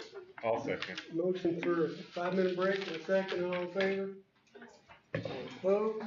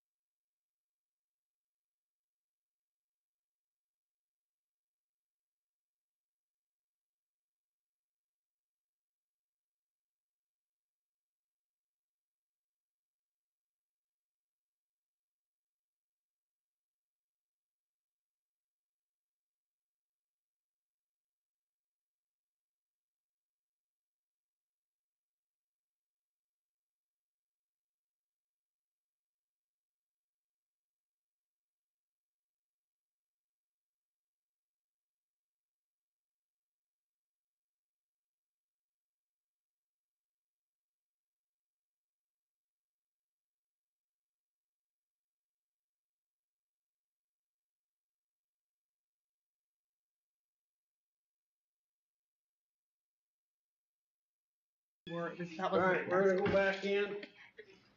it was a lot. I was proud of you band though. 25 Megan would have been there. I know. 055, item number D, say D, C, D, Alright, band uniform. just, the quote that we approved last time was, Yeah. several months old, and Sarah went back to Ms. Schmidt, excuse me, went back to the Fruhoff, and they increased the price by a couple thousand, just Emulin. Their quote is still the same, it's just a little bit higher, $800 or $900, if I remember right. So we just need to come back and reapprove the quote, I guess, for those. Still covered by insurance, right? Yeah, they already gave us, but it was at the 49,000 or so. Put it a little bit, I guess. We're gonna go with DeMolin now, DeMolin? instead of Fruval. Is Say that the again. delivery gonna be an issue, date wise? You saw the paper, the DeMullen one. You got the DeMullen paper? Yeah. Yeah. And For he 2,000, just emailed me last week and asked if you needed to check in with me, and I said, well, I'm on hold right now. So, for $2,000 difference. If you For was, Fruhoff? yeah, would you make a choice? $1,200. Would it be Fruhoff? well, Cause it's in Wichita. Cause the one's in Wichita, right? the Fruhoff is which, And that's the one we did last Yeah. month. yeah, they're the ones that did all the legwork, they're the ones that designed it all. And that's the one that the insurance, when they got the quote for $49,000, and they gave us the check for $49,000, and then, we sat on it and we did not do anything with it, and I didn't realize that we needed to get another quote until it was kind of a little bit later than what I realized, so,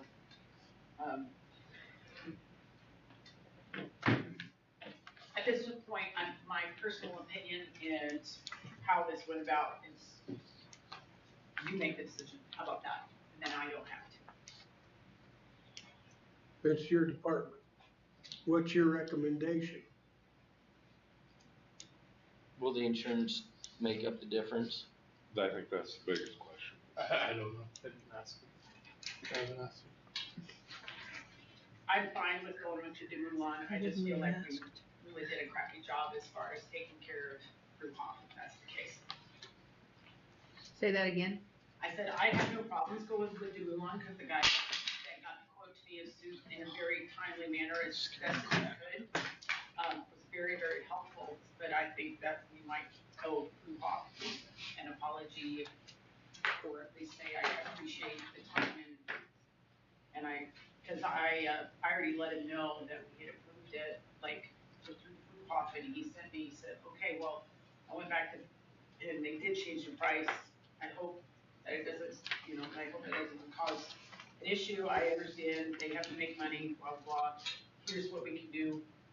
Then start getting sizes. I can make up the rest of it and everything else. So I feel like both parties have really done a good job as far as working for us. And I feel bad about that. So either way, if insurance doesn't cover the difference, we'll have to come up with something. Well, the DeMullen one is probably maybe a few $100 or just, cause I think. You said it's 49,000 something? What was It was 49 something. what's the first Fruhoff quote? Oh, I don't have the first one, I just have The second one? 830, I could probably look it up. That's, 50,861. that's the DeMullen one. There's $1,300 difference in the total between the two. Yeah, I don't have. Which one, Sarah? to. Schmidt? That's weird to say. 49,123 was the original. $1,300. So we'll still have to make up $1,700 anyway, because the insurance took this quote and said, we'll give you that much for it, and So you're still gonna have to pay out of pocket So- $1,700. But if we go with the Fruhoff, like you were wanting to start with, to begin with, Then it's it's, 52. then it's $3,000 above what everything else is. What the original 49. Correct. What we're looking at here is the difference of $1,300 between these two bids. Its uniforms look cooler.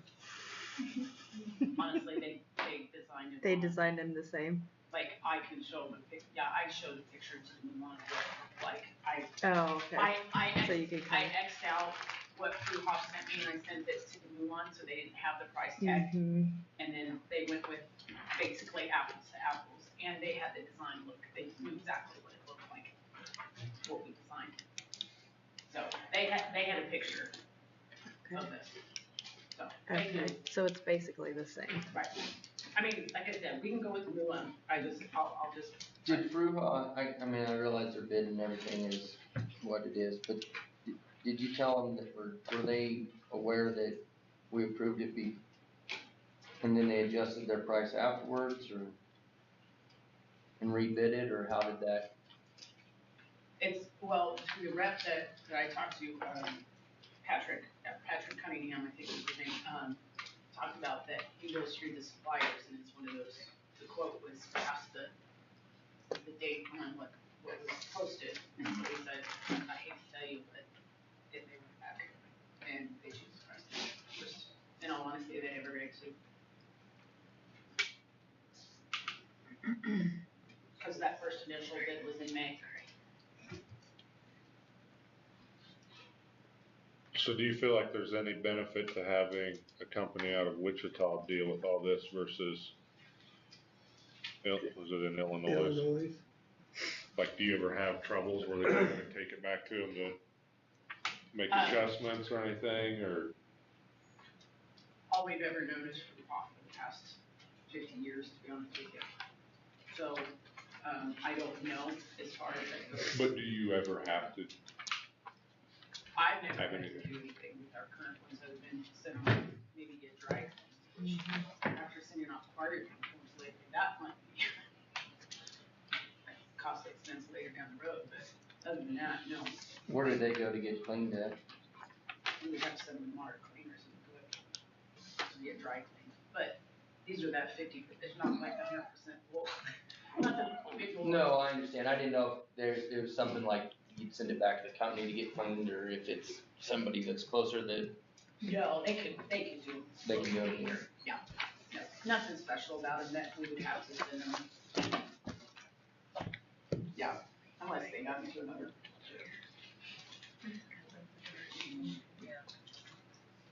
Either way.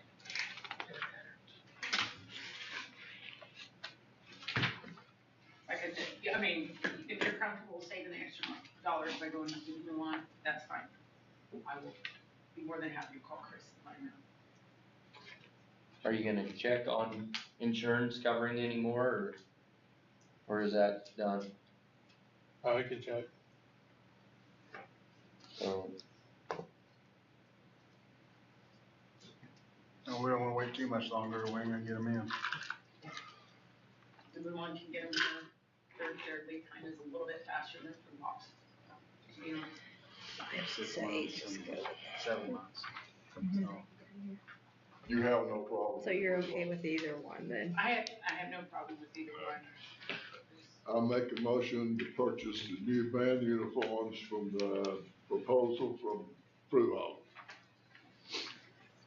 A motion for Fruhoff, I'll second it. and seconded, all those in favor?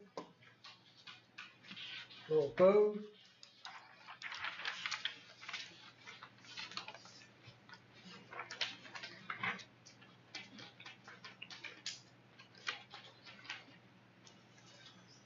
We will move on to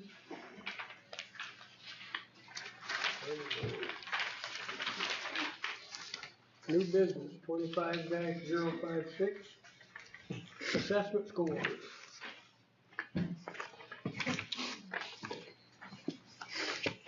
Alright,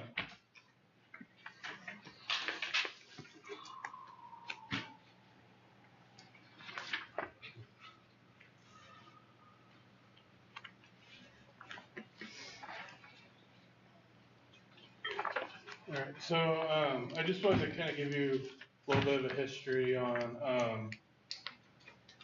our ELA and our math scores. We just got back the kind of the full building report card from the state. They just posted those online not too long ago. When we were here last month, they hadn't done that yet, so it's sometime in between that time. Can you blow that up a little bit? Yeah, I can't see nothing. I'm struggling, it's blurry. Yellow, blue, kind of green. I'm trying to decide which eye's mine. The blurry view? It's everything up there's blurry. I didn't notice I did. But I was using my phone to look at the drawing and hear a little bit of it too, so. Cause I forgot my glasses. How much further can we put it up, Jim? We could, move those cords and just put it right here. You wanna just, is that on the KSD website? Yes. What? It's on, it's actually harder. This is nice, like it's 5x5, and you can see a veneer. We're not trying to block you out. We're not going for your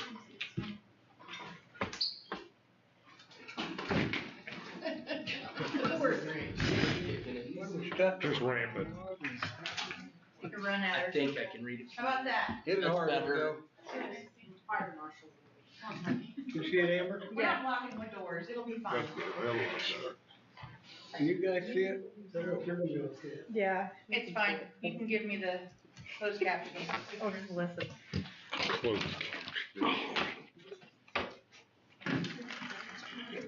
Alright, so our scores, the reason I put 2019 on there is that's before the pandemic, those are the last ones before the pandemic. Obviously, 2021, or 2020, we didn't have assessments because of the pandemic, and then 21 is when we came back. On all of these, the top one is a district, and the bottom is a state. Now, we'll also have some comparison from year to year on the next ones. We don't have this on these two because of that year difference there on 2020. So. Is level one good or bad? Level one's not where we want to be. That's showing where, basically, that means they're not college and career ready is what they say. So they're basically not ready to. So we want bigger blues What and grade greens. is, what grade level is This this? is K-12. Okay. This is all the tests. Oh, smaller than the state. I just Yeah. wondered if they were saying, yeah, we have a bunch of kindergartners that aren't ready for college. No, and the tests are from 3rd grade to 8th grade and then about sophomores. So there's one test in high school and then Yeah. 3rd through 8th grade. No, I just moved to see if you can get through there without falling over it. So where we, I've fallen over a time or two. so blue is where we want to be, or really green, or yellow, green, and blue are where we want to be. So we kind of bucked the trend a little bit. We didn't lose as much that first year. We actually gained a little bit when you really look at the ones. But where it really showed was the next year. We had a big jump in those in 2022.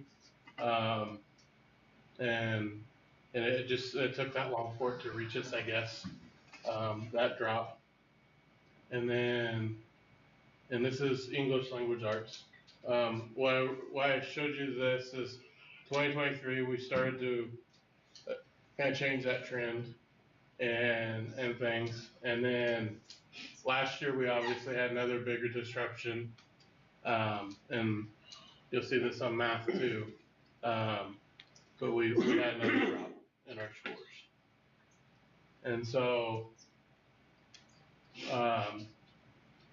we're still right at the state average, I guess, with it, but it's still a drop. Then if you go to math, we did see the drop between 2019 and 2021. We saw that drop. extended into 22. And then 23, we started to reverse that. And then we dropped it again after last year. So we wanted to make you guys all aware of that, for one, and then what we're doing to address it. So just kind of some things that we've been talking about. We've had 2 major system-wide disruptions the past 5 years. Lack of staff consistency, especially in math.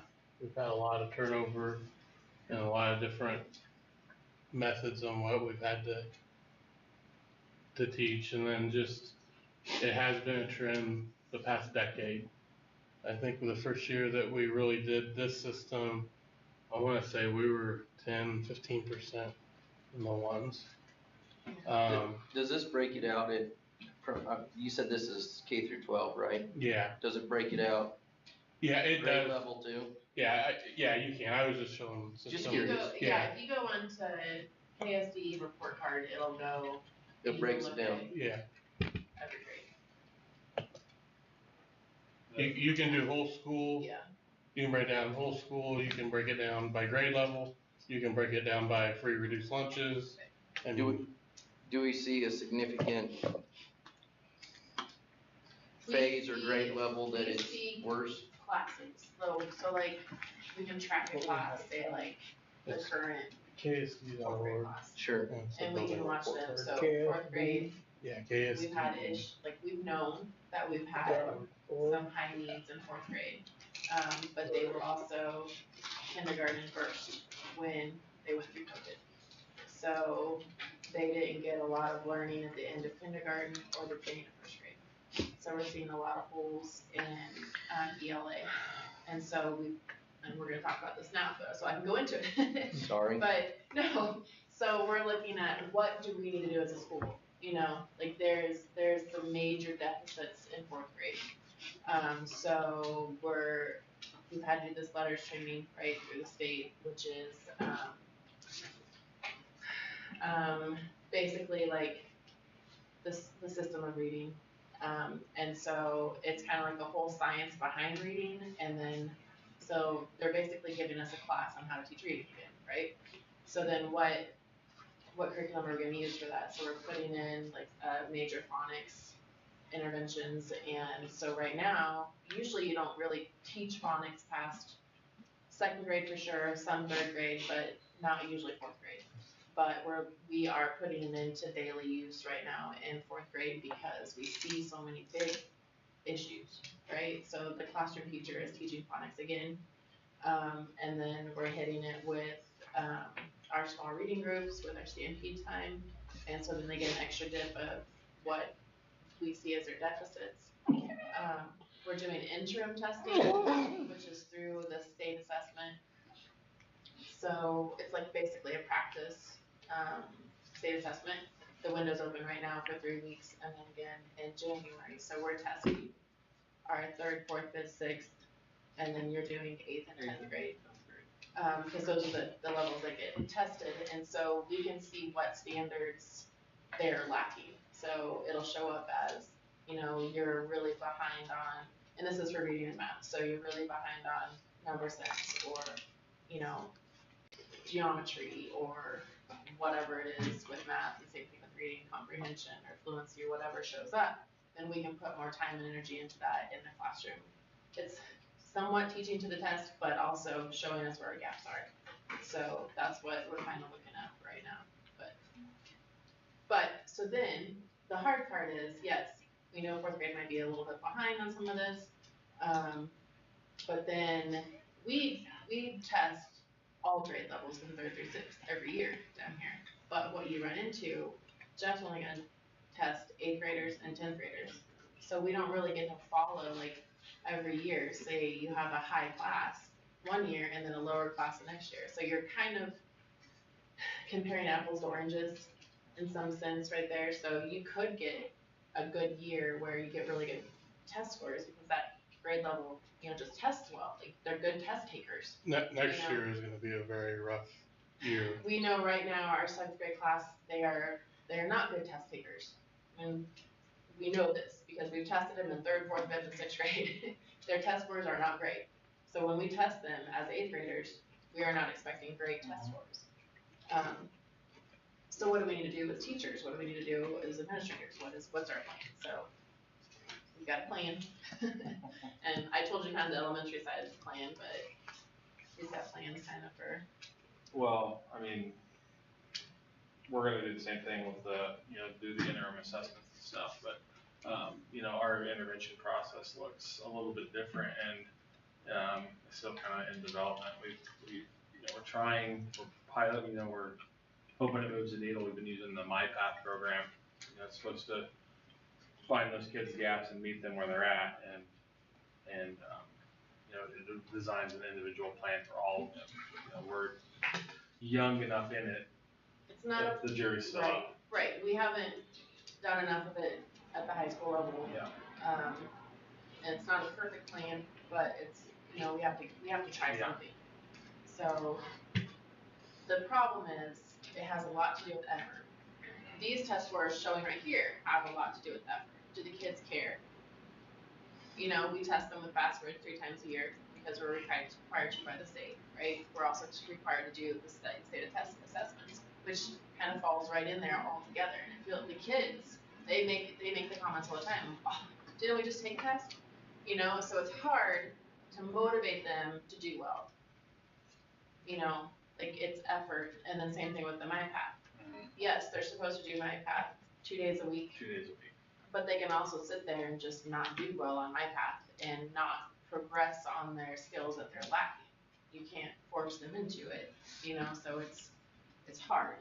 Like there's some. Are we too dependent on test scores to determine on how well the education is? I think there's a lot of teachers that teach by just the standard, right? In our different classrooms. I think it's finding the balance between. Yeah. Between the testing and, if you look at the state assessment scores as more a big,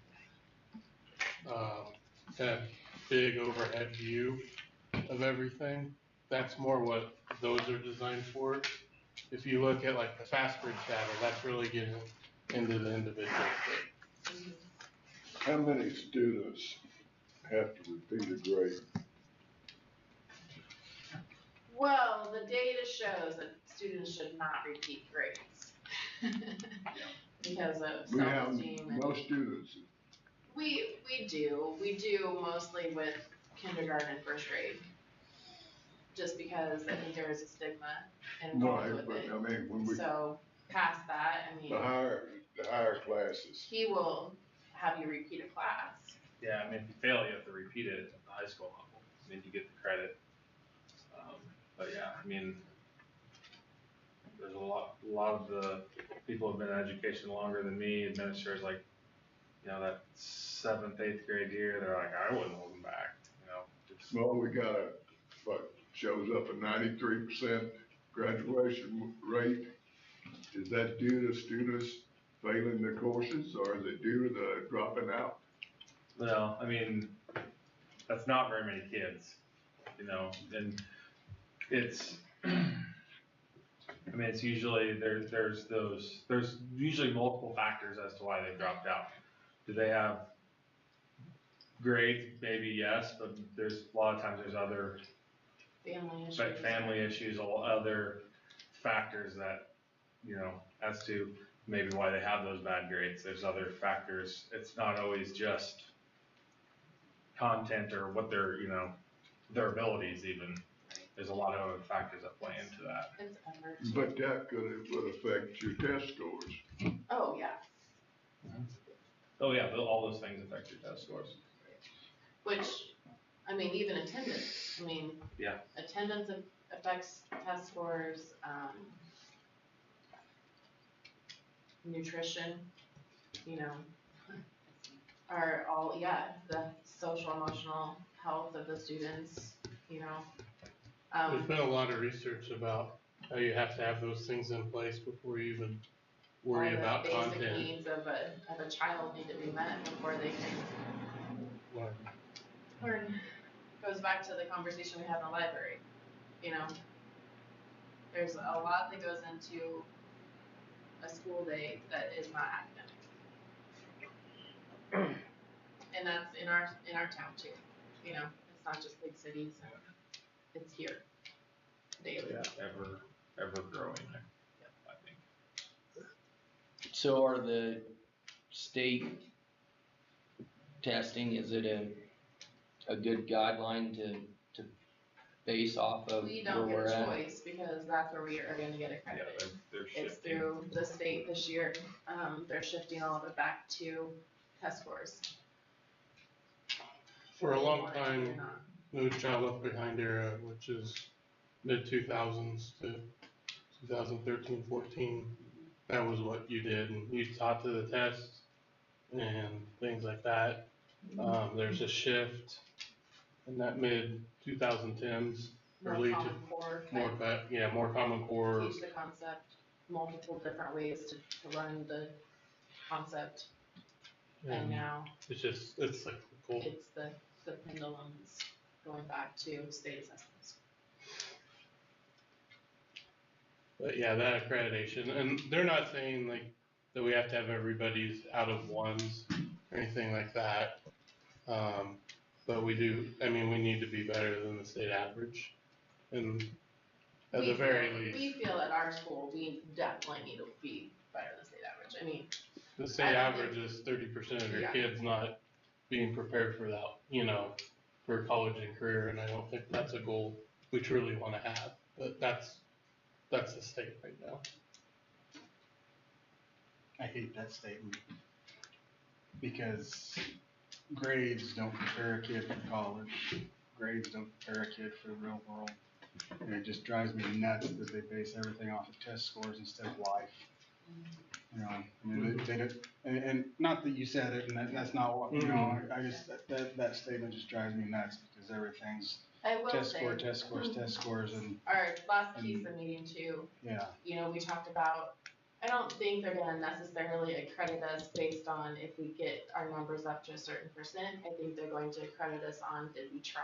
What did we put into place to try to make this? And it's, they talk about your story, and it's all those things that you're doing, and like what you're talking about. Yeah, it just drives me nuts that, you know, they're going, well, they're not college ready, you know, because they have C's and D's. You know, I know more people with C's and D's that have succeeded through college than people that had straight A's.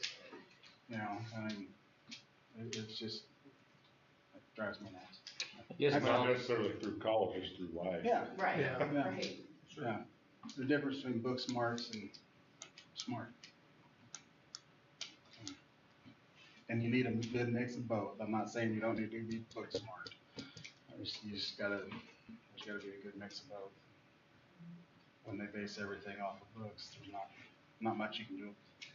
Well, you need to be able to add 2 and 2 and say it's 4. And I've got a joke. Are our students getting what they're needed, what's needed right now? Or I mean, what do we base it off of? If, I mean. Yeah, if you don't use the test, what do you use? What do you use to decide that we do what we need to do for students? And you decide that. But I'm just saying, like, right now, how are we, I mean, is this what, we're using this, right? Well, I mean, we use different, you know, we do the fast bridge too. We actually feel like we get a better gauge off of our kids with the fast bridge because we can make them retake it and say, we know you can do better, show us what you really can do, and they can retake it, and then, they do better. Does that show what is throughout the state, or does it do a comparison? Mm-hmm. Fast bridge does. Okay. Yeah, and it does a national. Yeah, we do a national percentile one. And so, I don't have any of those numbers off the top of my head, but, Would it be? I feel like we are way behind with fast bridge now? I think we're doing pretty good. Like, these test scores made me really sad because that's not who we are technically as a district. Is FastBridge something that's online Yeah. that we can go find and look up, or? For your own students, yes, but it's not, I don't think there's a, They compare it for national or whatever. Do they compare it nationally? yeah, you do. Okay. And like at parent-teacher conferences, you'll get your students' score nationally, and where they fit in their class too. So parents get the information. I don't think it's necessarily open to the public. I don't really know. I don't think it's like hidden, but I don't. It's a good question. I guess I'm asking because we can go look at this and look at statistics. From a board's point of view, I think we should use all tools, and can we see that? If not, We can I bring guess it. my thing is can you guys, Yeah. we obviously don't need names or anything else, but look at statistics. So one of those things is kind of, if you look at the next item on the agenda, is this, my education data.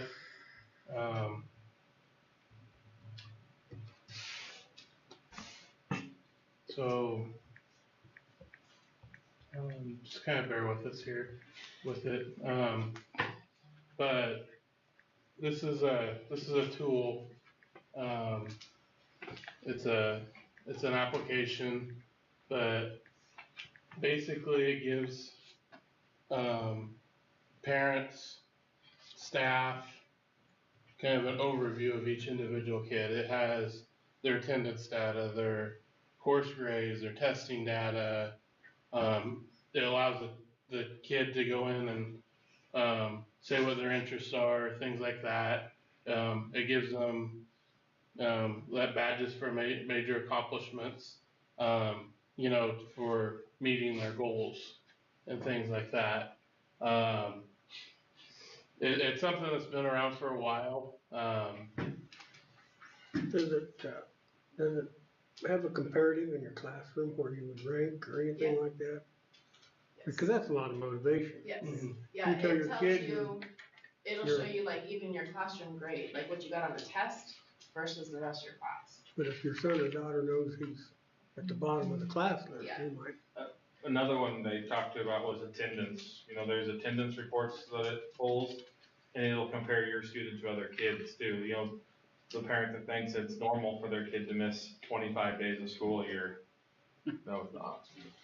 And it does. I can't believe they don't have it on here, but it has a box like green and red if you're there or not there, and it'll show where your kid is compared to their classmates, like on their attendance. So like this, you basically, it's about like Power School if you have it on your phone for your kids, right? You basically click on it, you'd see your kid's profile, it would pop up with their interests that they're interested in, their favorite things, their badges that they've done, like awards they've won, like perfect attendance this week, or A+ on a test, or just things that the kids can see when they log into it too. And then you will see your FastBridge score there, you'll see your Kansas State assessment score, you'll see your classroom grades. And so then that's kind of what you're talking about, like if we can put all of this together and see, oh, he just didn't do well on his state assessment, but his class grades are good, his FastBridge scores are good, like, all of this is good, then maybe we don't need to stress about this state assessment as much, It is nice because a lot of these aren't, like put together. Like we don't have a tech person, a data person at our school that can sit down and just look at the different data every day. Chandler's busy. He's like hiding from me right now. We don't have someone that can pull from the 5 different things that we're looking at and say this is it. But this, basically, it syncs with PowerSchool, it syncs with FastBridge. As soon as you take a test, it'll roll over and put it straight into this. This is nothing that we have to do. It's like matching. This covers every grade from. Kindergarten through 12. Are there other companies that do the same thing? There's one, they're piloting on what Kansas really wants in it. I think we need something more ready to go than what they have. Like this is tried and true. It's not old by any means, but it's also been used for like 3 or 4 years. And all the things have been worked on. What does it cost? A lot. So the return on investment is really worth it. Well, I mean, we Doesn't kinda matter talked what about, to like, do if something. we had someone sit down and try to put all this data together, It would probably be a full. it would be, it would be very similar to the amount of money that they're asking for this, and what we would have to pay a person to do this for their job. So we know we're deficient in some areas, is that a fair statement? Yes. Okay, so do we really need to spend money on this to understand that we need to address some of our deficiencies when we already know that we are deficient in some areas? I would say And yes, put 'em- because Put them all together and help us convey that and, cause it's hard, like I'll say, the high school, one of the areas we really need to improve is that FastBridge data, accessing it and using it and being able to So distribute then, it. right That's a now, challenge. like, for you guys, only the seminar teacher can see the score. So the math teacher can't see the score, the English teacher can't see the score, the social studies teacher can't see the score. Only that seminar teacher can see it. So they're really struggling up there, like, oh, this kid is really struggling in this area, but they can't see it. Like, there's no, it's not possible unless we run off the copies. I think it would allow, And students can see it too. The students can see it, the parents can see it, they can have a conversation over, hey, why are you at the 25th percentile in your classes at the, 80 plus? Like, what happened right there? in that conversation piece, it allows, it's gonna bring the data together to have a meaningful conversation So we've between been parent and teacher, staff, and, We've been talking about student-led conferences for a couple of years, that's really been a push through the state and, like, for sure, the upper grades. So then this is basically a form that has it all right there, the students' interests, their path that they wanna take through high school, like what they wanna do after they graduate high school. It opens up a conversation of, well, these are your grades, maybe we need to get our, we need to be enrolled in this, and this. Is this, I'm sorry, is this instead of Power School then? no. No. What was the question? Is it instead of Power School? No. Cause we already paid for Power School, correct? No, it syncs with Power School, so it's taking, right now we have like, I wanna say almost 10 to 15 different systems that we're collecting data in, that we're And entering that- stuff in. And so, for example, say Jeff has a teacher who wants to say, hey, what are my kids like on their ACT or whatever? Jeff comes to me because Jeff goes, I don't know how to do this. So I go, okay, well, let me book out 45 minutes of my day to go build this report for you. Here you go.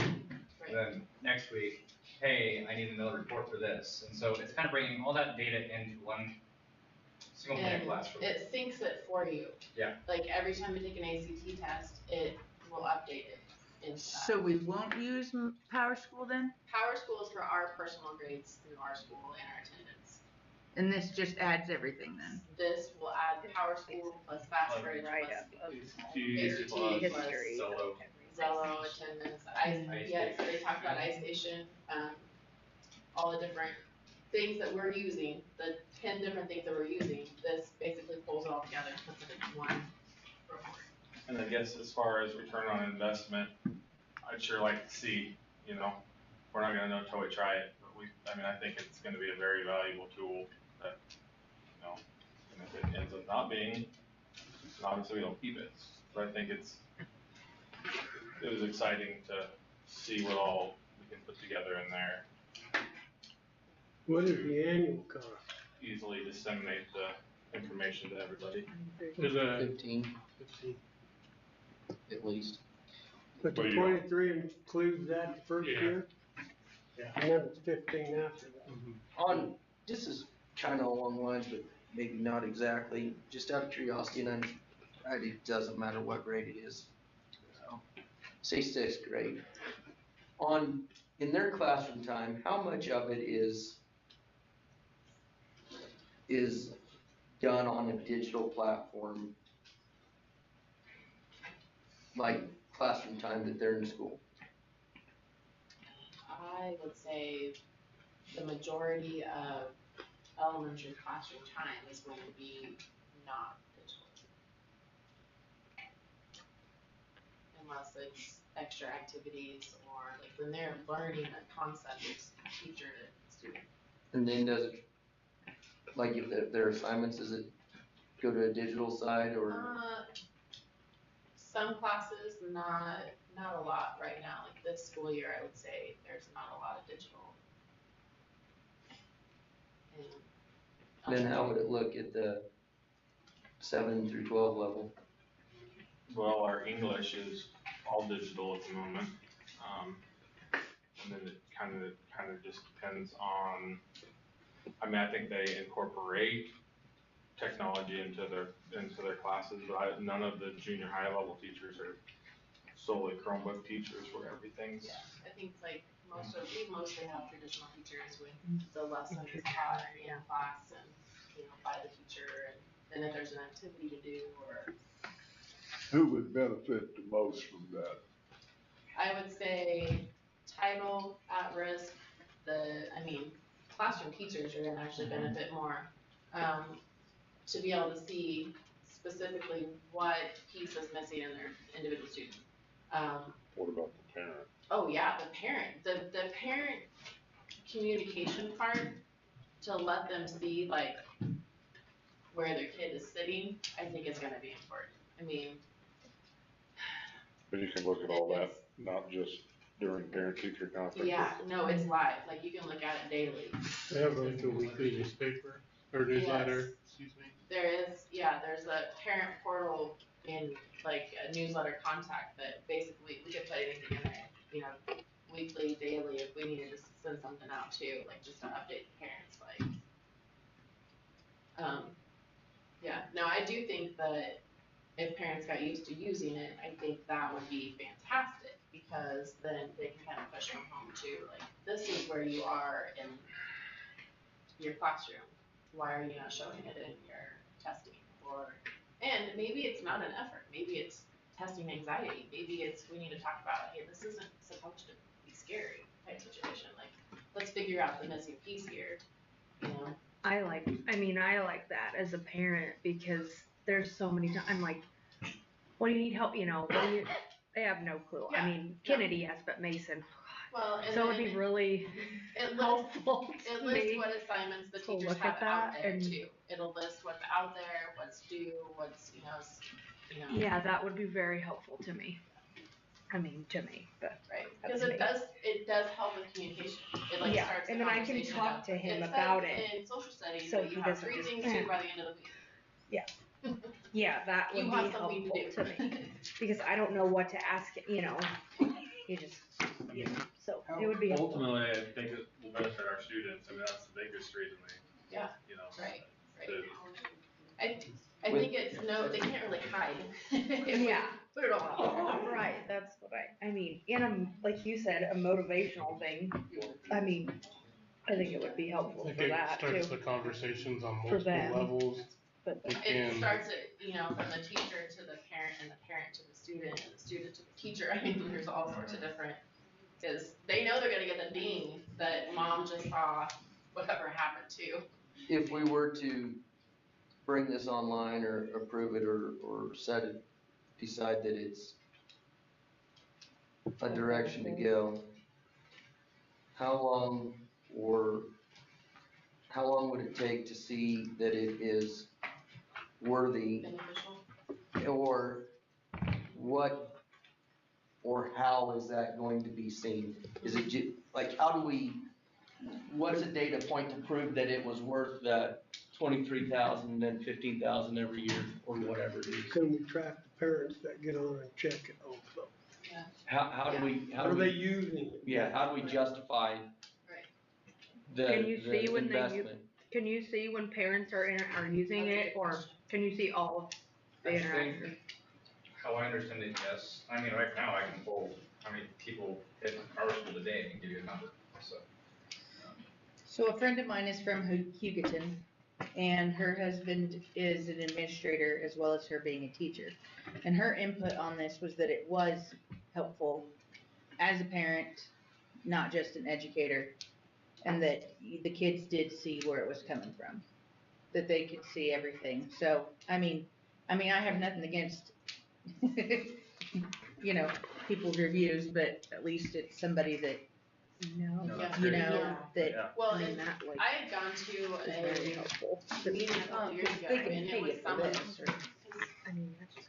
I went to one a couple years ago, it was, I think Deerfield Yeah, Superintendent was and talking it's to. a lot of the southern Kansas areas, like they've bought into this a couple years ago, and they rave reviews, so I don't know, but it's expensive. How many people have logged into Power School? Just curious. Right. Well, it's a good data point. It is, right? So he's like motivated, so if he would have seen something like. Some of the other vendors We ended the night across If I the were to country say, hey, I that know are out every, there like, that going, promote I think something similar to this. there has to be something. There was one that, 35. Yeah. there was one, that was presented a couple weeks ago that I went to, and, but they were more on the building it phase than the actual using it. Well, everybody's Yeah, that's trying to really sell pretty something, low. Right. you know, that's what I'm related to. Right, But I think. I haven't heard of, I'm not saying there's not of. I'm not arguing that, and it is Monday. I haven't Hey heard. Chandler, what did you do last It's a tool Wednesday? that they can use to. I don't know if I can. To make Fair enough, I'm just, So if we do this, where's the money come from? How can we pay? It'd either be at risk, it will be your general fund or complemented. And the yearly fee, But I mean, I think. It'd be same thing? same thing, yeah, it was just, I mean, we'll put it in where we put it, and then we'll put it where it makes sense at the end of the year, basically, to make it right. Four every year, $15. Before I learned that. Title and. say that's Yeah, and those No, they don't do 36,000 logins. And that's That's students and parents that, students, parents, Probably teachers. and teachers. Okay. What time frame is that? today, That's School kids probably can't from go midnight change. to right now. so 36,000 I still might can count Ooh. back to.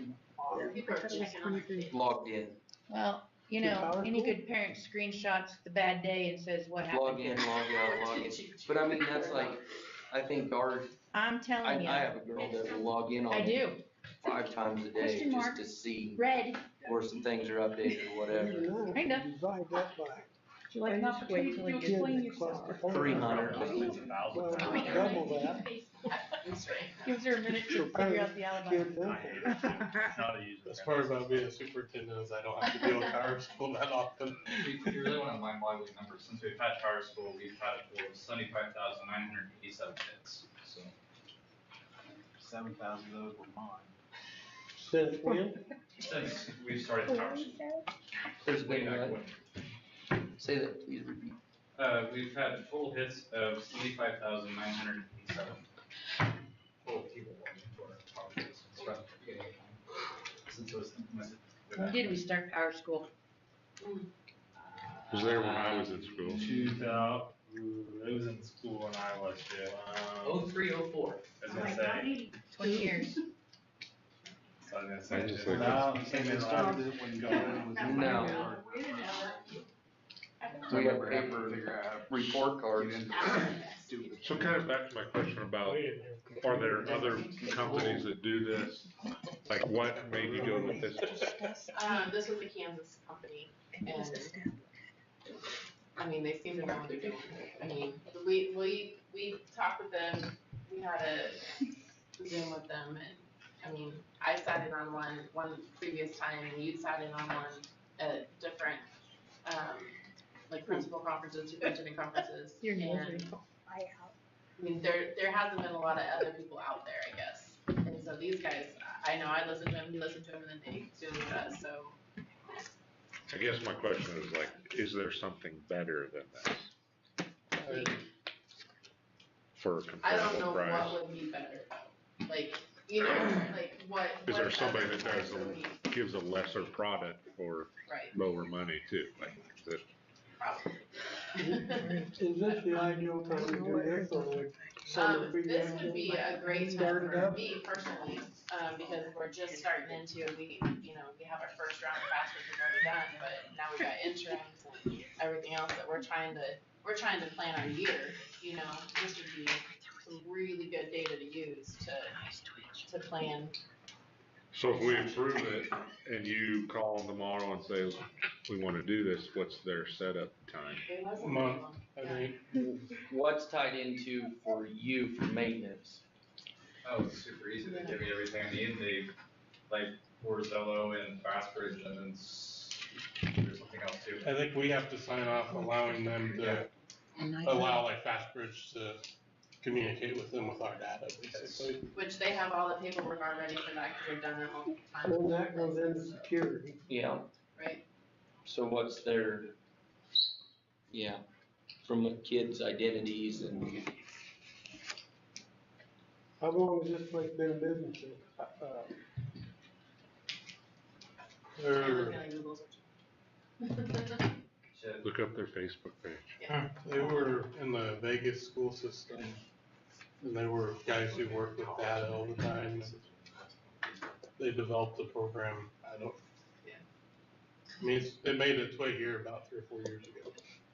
Do you know any other school districts in our area in western Kansas that are using? Deerfield, Hugoton. Hugoton. And They she's liked it. she's a teacher and a parent, so I reached out to her and said, hey, what do you think? Is it worth the cost? She says, yes, and I said, so as a parent or as an educator? And she said, both. As a parent, you get to see, but the kids also see exactly what's coming down the pike. But as an educator, you get to see a better blueprint of what that kid is at that point. What's dragging right, we're down. not just looking at one piece, we can look at the whole picture, ish. That's what. You find anything?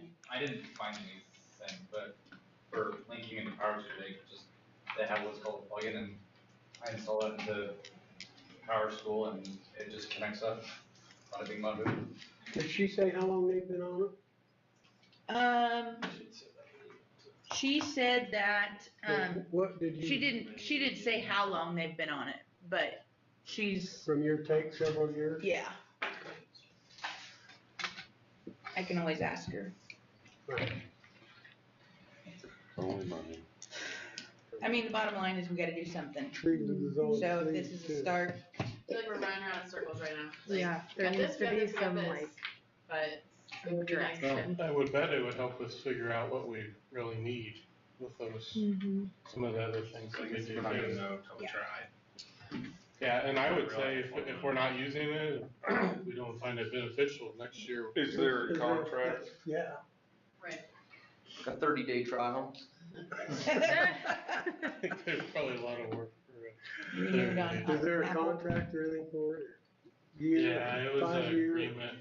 So how does this information get put in here? Just by the teachers, or how's that No. start going?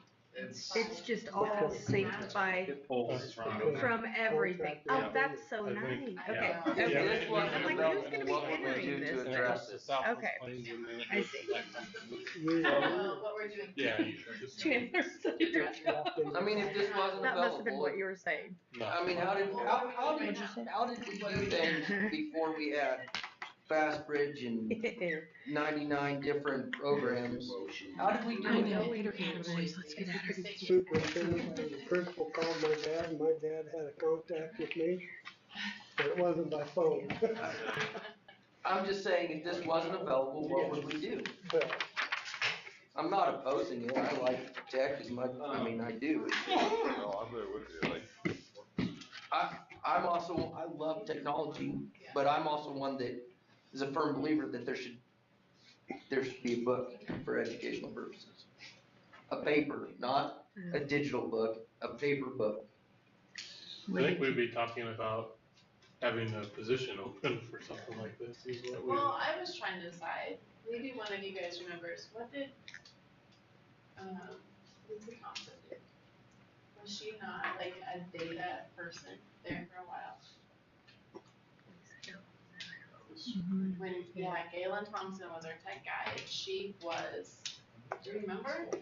I'm not sure. I mean, I remember her being here, I don't And recall. she what was she our did. data person, and she put in information.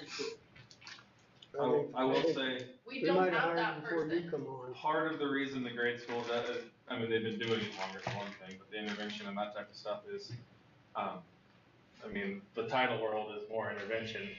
And, you know, Mrs. Withington she's in that data, on that data, and helps disseminate it to them way better than we're getting done at the high school. I mean, and a lot of that is just, I don't have the time to dig into it like I should, you know, Right. and Whose don't position have is the that? knowledge of it, yeah. We hired Tara as a counselor, Mhm. and this isn't her wheelhouse. This isn't why she was hired, but she's ending up, she's the one She's doing working on some helping, of the you know, fast the bridge, some of intervention the stuff. interventions. Withington puts that in now, doesn't she? Yes. Yeah, So does and this she helps with the high school. impinge on her job any, or What's that? does this get into her job any? It pulls all the data for her and puts it in one form so she can actually do something. But she actually instead puts of it in, or collecting the data. does she have to enter the data? or- Yeah, she has to enter the data into PowerSchool. So like she tests all of our like English learners with the CALPA test. And so she'll give them the test one-on-one, enter the CALPA scores, and then PowerSchool will sync it and then put it in this report. Same thing with any. So this doesn't take away her job. She No, still what has- I think what he's doing, it's gonna give her time to work with the kids. Yes, You know, instead of putting instead of- data into instead of forms, spending, she can actually work with the kids. yeah, investing all his time in disseminating the data, she can. That's what I'm saying. Work Is with this our gonna kids. cut her job to half, or Oh, anything? or- she's got a full plate, and then some. We'll take our job from a job and a half to 2 jobs to a job and a quarter. So. Okay, I'm gonna make a motion. I move that we approve the, My Education data for 23,000 program. Do I have a motion to approve my education? I'll second that. And a second? All those in favor? It's 15,000 a year.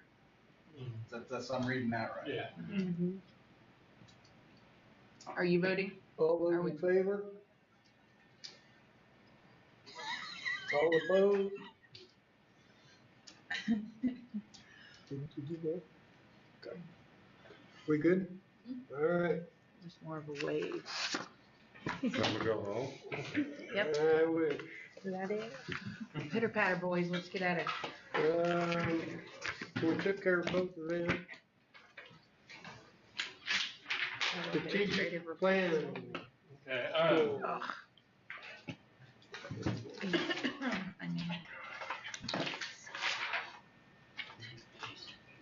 Alright, so the first part of that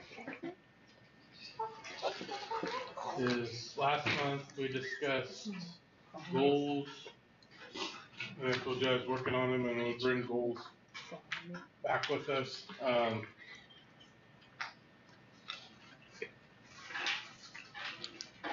Thank you. And like I said then, this is a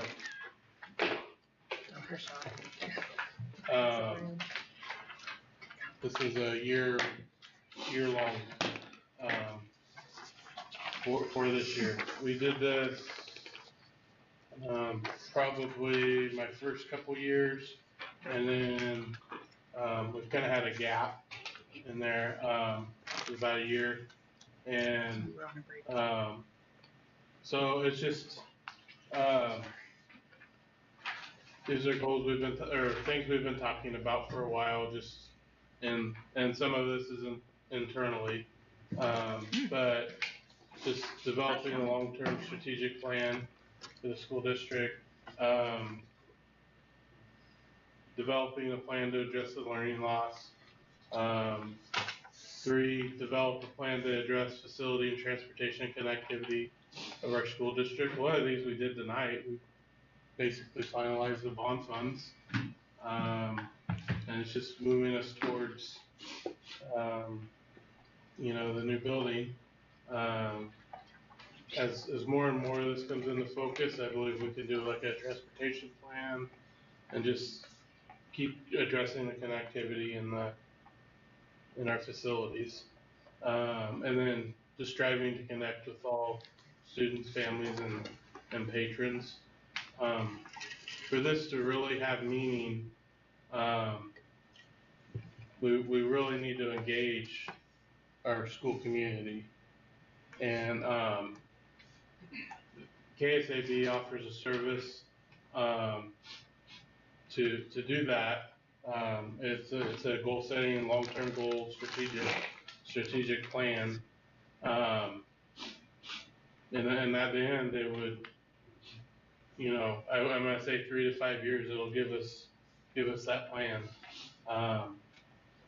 for that. Let's see here. In your packet, there's some information from, I got this from Gary Sechrist. He's a former superintendent. He's retired former superintendent. He's worked for KSAB for quite a while now. But I think it would follow similar to what is going on at the service center. I went to that first night, and they're on a lot bigger scale than we are, but it's breaking into groups. It's talking about what you do really well as a district, or what those, your stakeholders feel you do well, what you can improve on, what are obstacles in the way of success, things like that. It's bringing those together. There's actually another meeting on Wednesday for that, and I'm planning on attending that. And then also part of that is they would come back and talk with admin for a day as well. And so, anyways, there's a data piece. Gary sent me kind of a final product, but and I can share with you that. But really, it's going to be the data and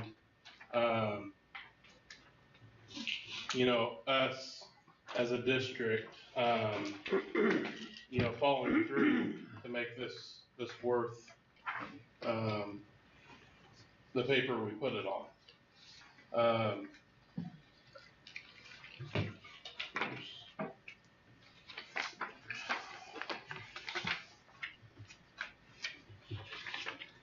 Here's one from Spearville, Kansas.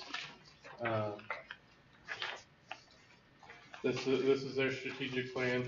You go and look through different districts. It breaks this out how they're working through each of these different areas, and it's goals to work through. It's if you do have a turnover, you have a plan for person coming in, because you're saying this is what's important, your mission, your vision, and things like that. And I really do feel like that this is the right time for our school to go through that and ask those questions, and get feedback and develop, that plan out that next 5 years. There is a cost to it.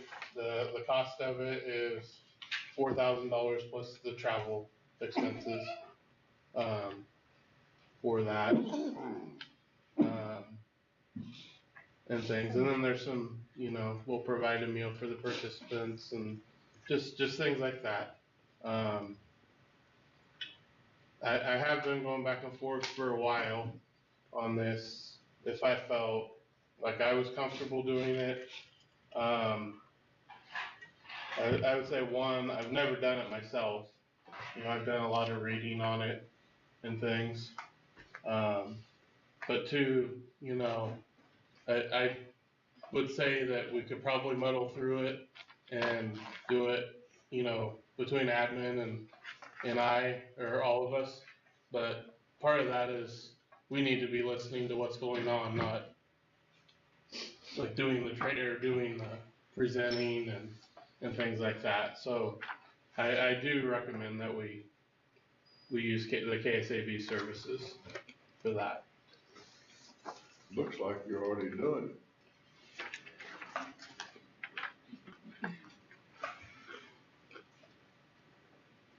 You doing the same thing here? Yeah, but that was my opinions on what the goal should be for the year. And I got feedback from Jeff and Lacey, and it's things that we've been talking about. But I didn't go to Mrs. Schmidt or Mrs. McQuitty, on it. And them and the teachers are very important, parents. Could this be something done in your, in-service days or anything like that? I know you have them already kind of pegged out, but. Well, no, because I don't think so, because we're talking about inviting like parents and things like that, so. Cause there'd be 2 nights of that. It's about 2.5 hours long or so. We would need the buy-in from you guys to do it as well, because it would basically be a special board meeting, because we'd ask for you guys to all be there. There'd be like 7 tables, and you all would be at one of the tables.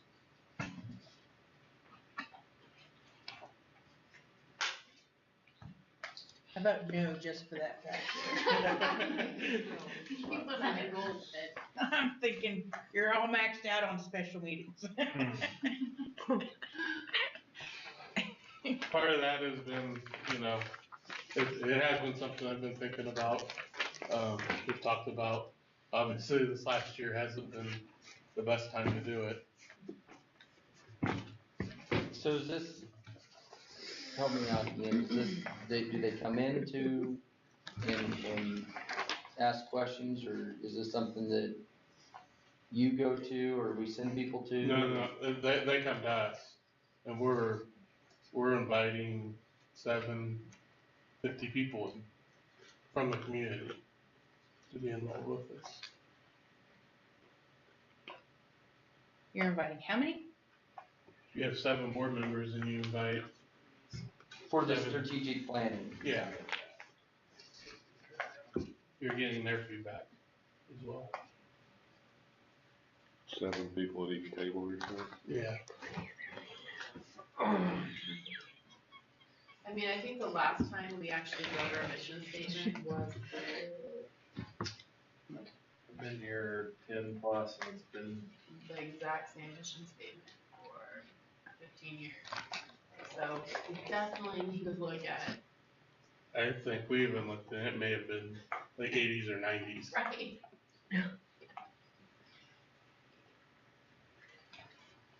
And it's supposed to be short. If you look at the one from Spearville, it's supposed to be short and sweet. Ours is not short and sweet.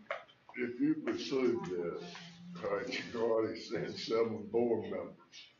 How are you gonna select what parents and other people on the board, or you have a board or whatever you wanna call it?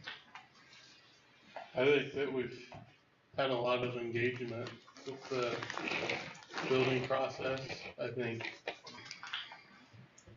on any of the sides of it, and I think it'd be good to engage as many as we It's can. sort of like, meetings and issues on building a new school.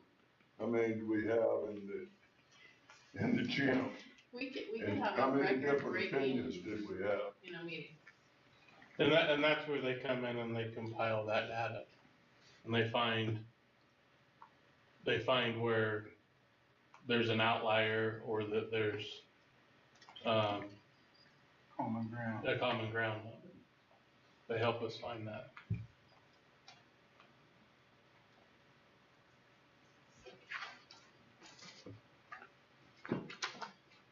7 law enforcement people in that one?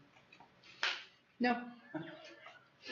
1, What'd you 2, say, Tim? I said, there's 7 3, law 4, enforcement people in 5, that one? 5.5. No. Unless we're bringing in state troopers. Yeah. Round up. Considered law enforcement, I would think.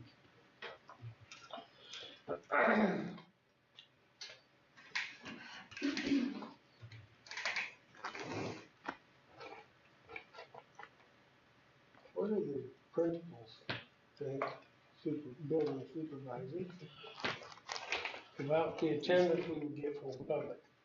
Is this a one-time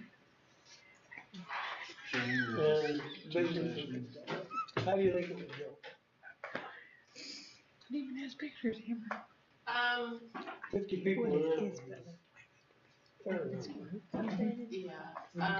we have monthly PTO meetings that we invite the public to also through different ways, and we have many people show up, you know, and that's with parent advisory, and we ask them to help put input into things at school too, so. 4-H camp.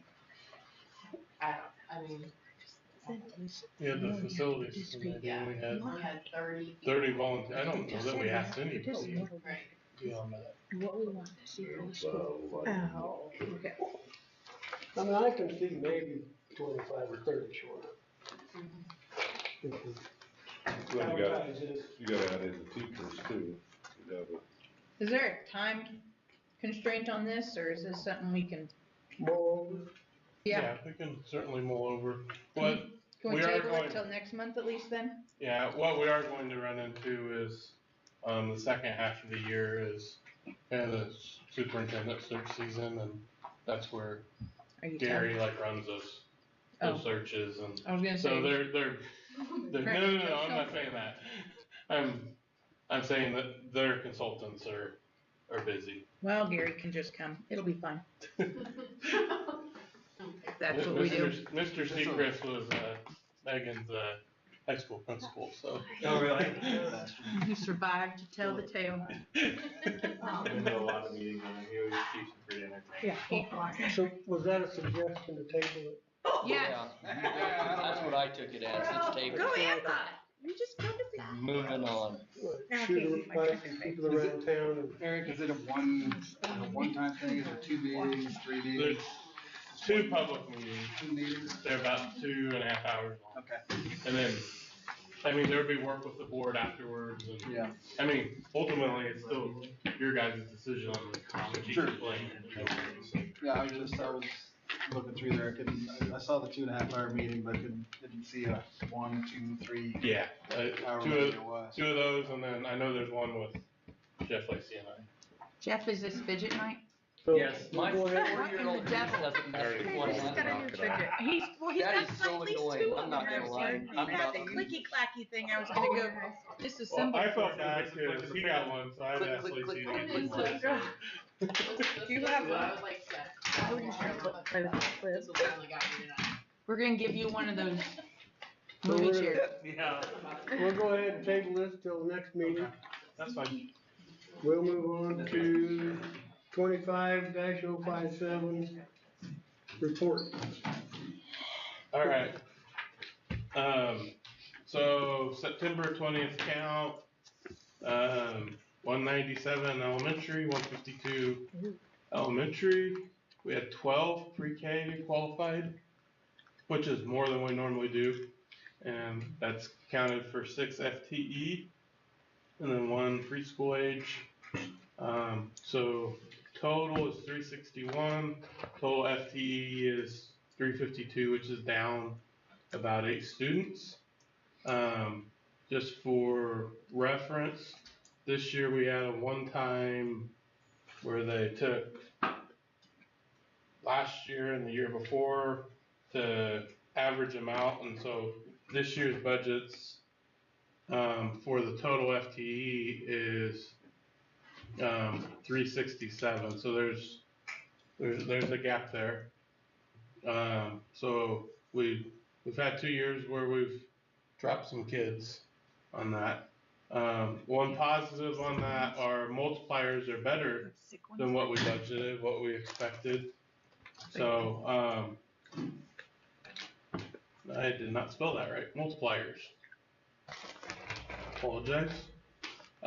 This is based off of numbers of count week. Yes.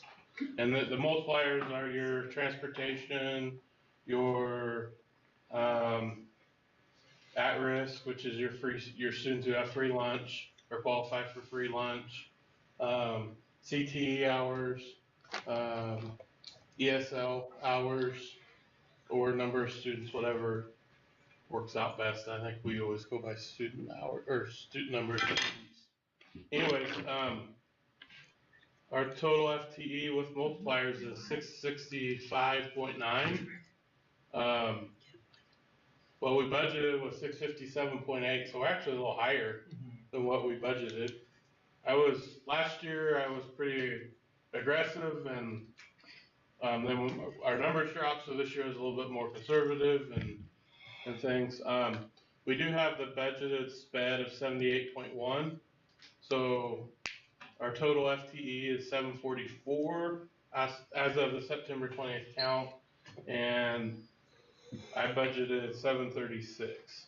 And so what that really means is our general fund, if we took these numbers, would be 4,001,232 at 744 times the per pupil of 5378. That's actually an increase of 43,024. But I should say that's not what we'll end up with. We will get audited on our September 20th count and what we turned into KSDE. And we always have a decrease. Usually where it comes from is transportation. And a lot of times we transport some kids that live out of district. The other is if we have a parent or a child whose parent lives at different addresses, one's in town within the 2.5 miles, one's out of town outside, there's always a discrepancy on that. That's where it usually seems to hit. Sometimes the CTE, we can get that. It's usually not a large number. When I say there's a decrease, it's maybe 3 or 4 total FTE. It's not a huge amount.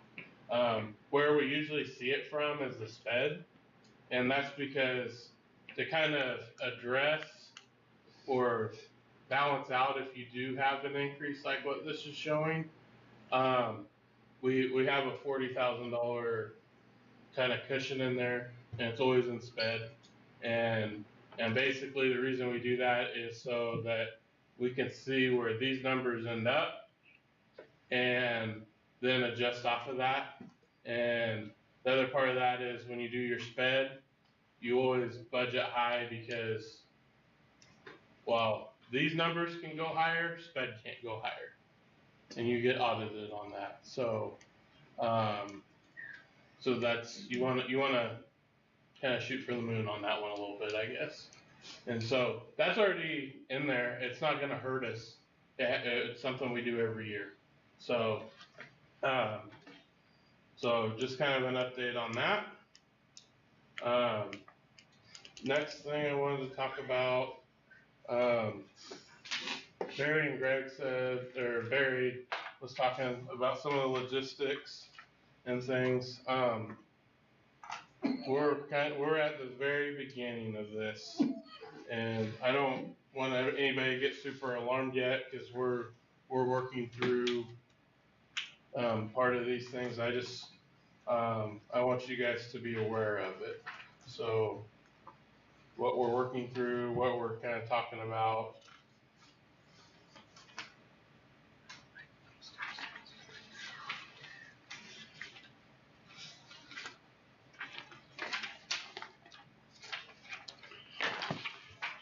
Take one down and pass it around.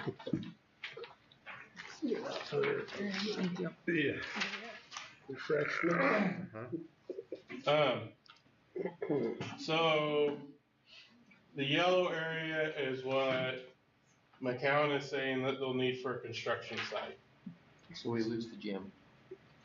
And that's where that's what they've talked about as far as possible where we need to work out the egress and things. I don't think they've ever said we'll totally lose it. It just, What time frame and different times and stuff like that probably? It's So- just encapsulated in the yellow. That's what so they did say this is going to be a kind of moving map to an extent as far as this is like the worst case where we'll most have it. But, I mean, what they've talked about schedule is waiting till after basketball for the commons area to go, and that's when the fence would go around that area, basically. I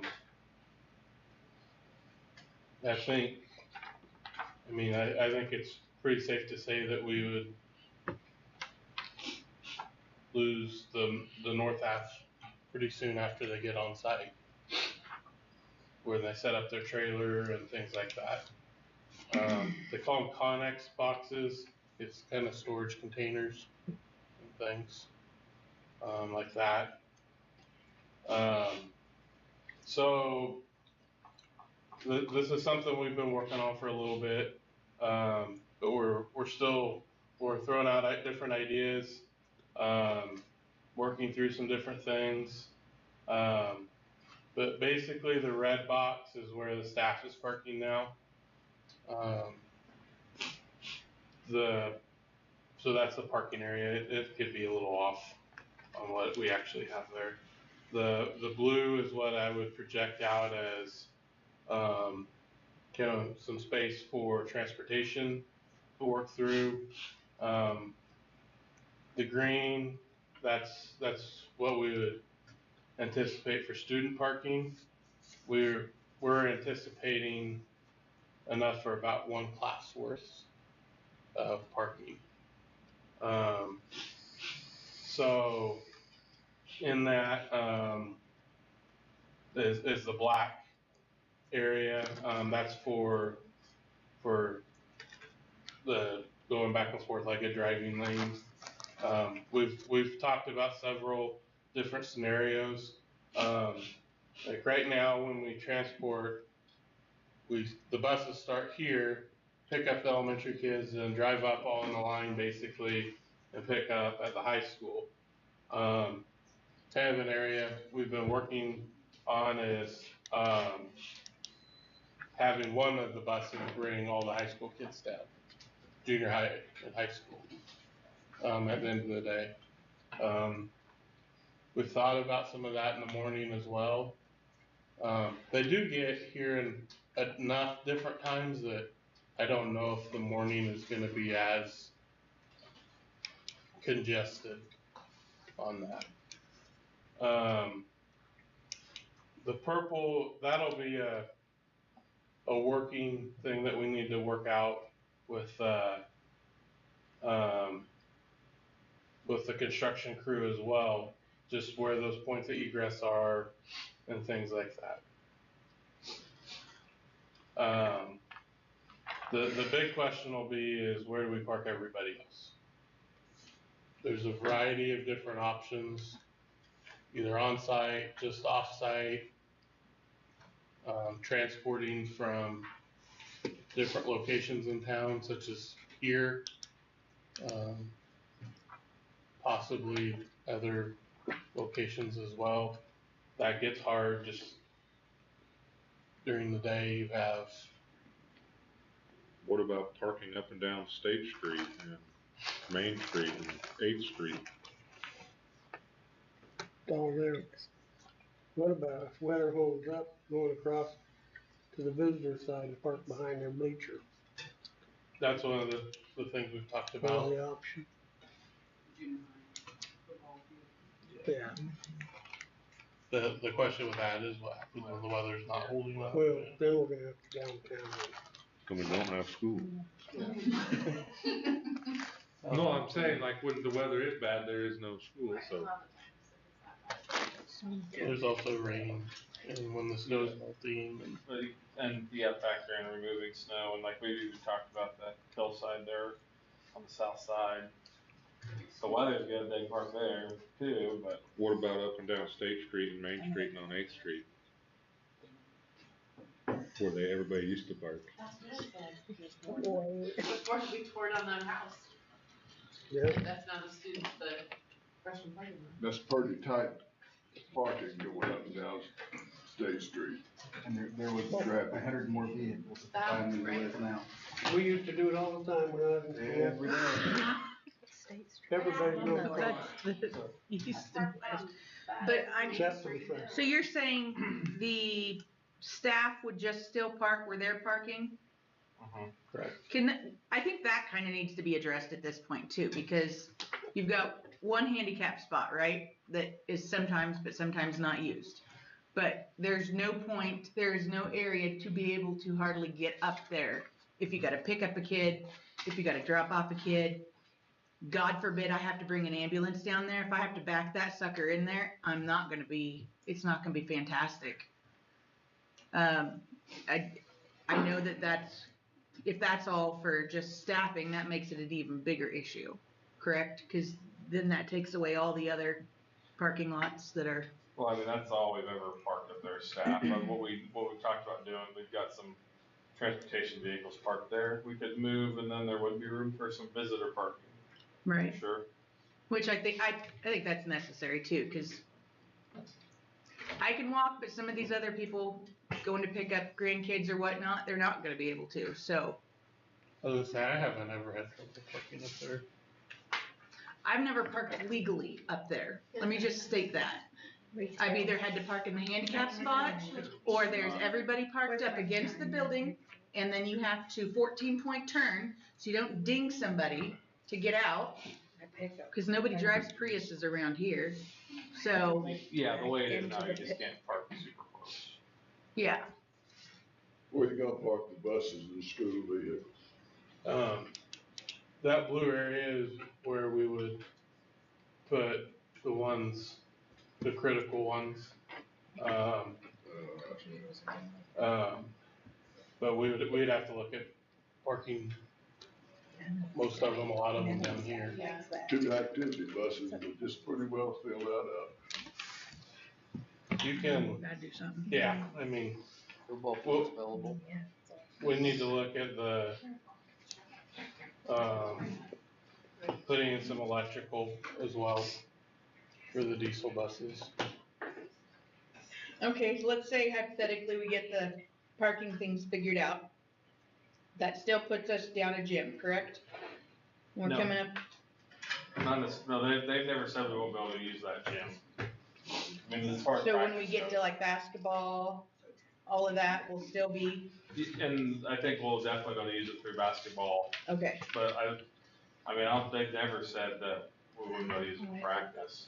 I thought that's what you were stating, saying that we couldn't use all of this in this color. I think it's just the parking They'll around. just have to, yeah, they'll have to figure us out entrance and like whether it's a, Yeah, like a fenced off shoot. yeah, whether we're coming around to the It's a front slide. for practice through the Wear your shorts. west door or. My last school day will until at least past spring break and late spring, so if you need to use it, go for it. We've talked about that. I didn't want to say it publicly No, yet. we just get for eminent domain parking. Right, like, just get, what's his name, go this other junk vehicles out off the street. No, it's okay. So we won't worry about, the gym won't be an issue, we won't have to. No, and they I don't talked think about so. like even the, I don't know what the purple is, but I feel like that purple was like a fence of, Oh, that's the line for like walking. oh, okay. But they talked about putting up a fence of like close this off with, chains during different times of the day. Obviously, if they're Okay. working on something versus now it's Fair open enough. to. I just Well, wasn't, and they're swinging steel and that kind of stuff. There Well, might be sure. certain times like, No. Get Fill that out now. Terry's figured it out. so that's the. I just was waiting for you to say, we don't have a gym and we're gonna start taking them to Colby for practice, cause No, that's not, they've been very that's not an acceptable understanding. thing. Like they know that that's. I know that was kinda short-lived with volleyball, but 25 is not a highway we need to Tear up and. put kids on in a bus. Talk about decimating Rollins County, that'll do it. Putting kids on a bus is gonna decimate on. No, on if they, 25? if there's an accident, cause that's not a very safe highway. It's never been a safe highway. You're right, it's never been a safe highway. I know. That was such a There's hard, absolutely nothing we can Kennedy do was about it getting now. back at 10:30 at night. no, we can't. What else, sir? So, okay, so that's what we're working through, Work in progress. work in progress. Alright, then you guys requested, or we've talked about, apologize.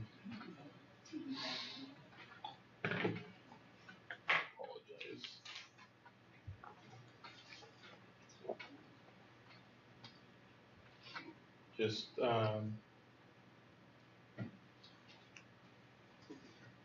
Chandler, it's doing the same thing I did before.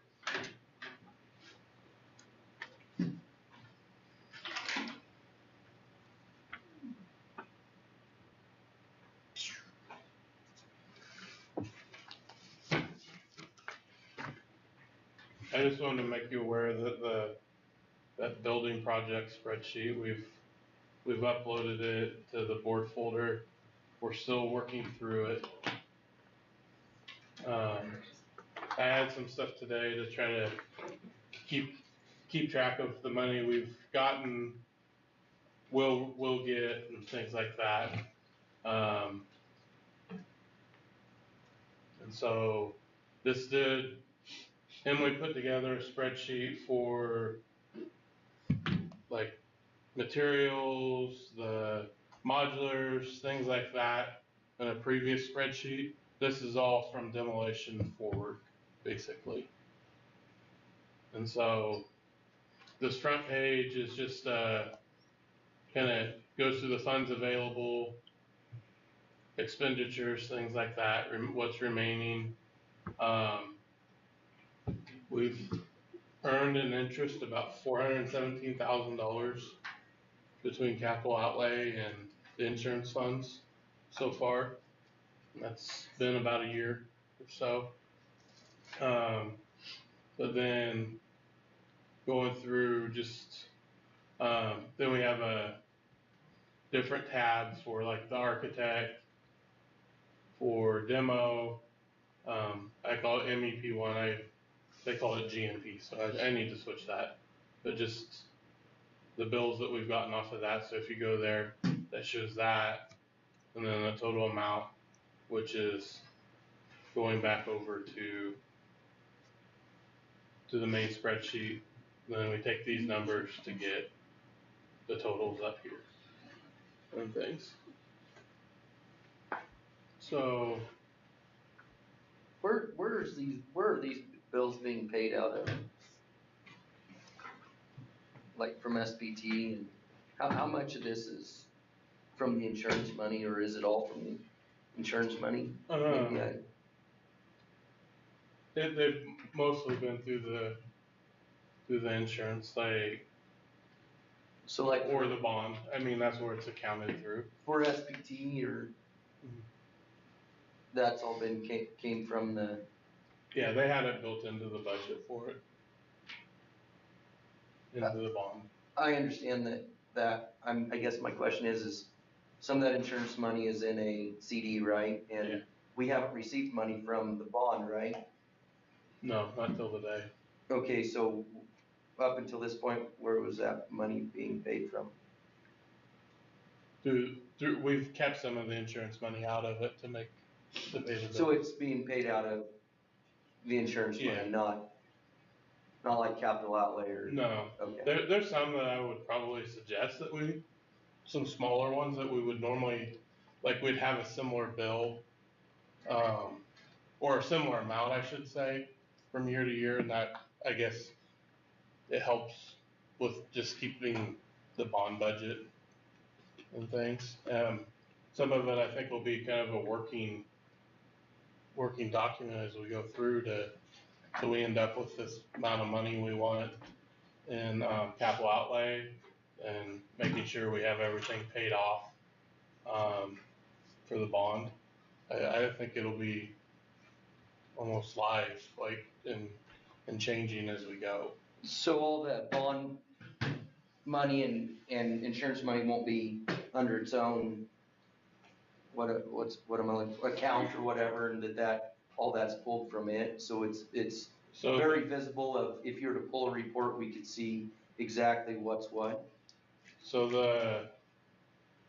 the bond money is all going to Farmers Bank and Trust. That's what it's out of. The insurance money is all through, it has to go through capital outlay.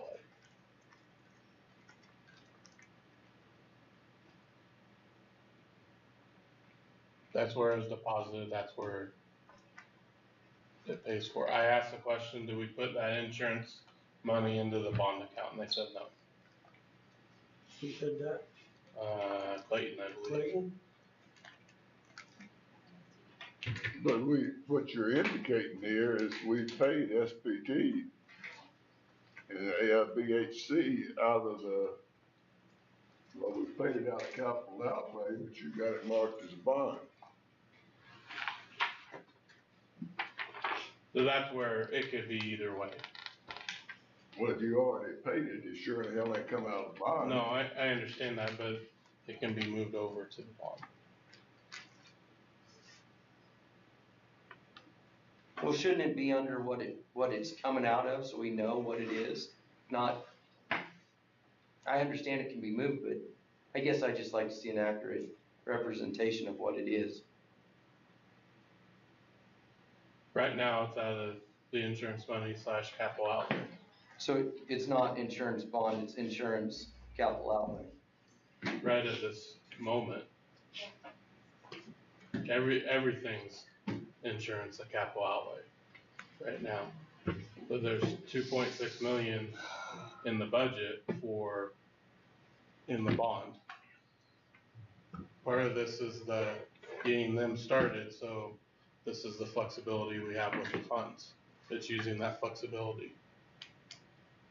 How much did we have in capital outlay excluding the insurance money that's been put into it?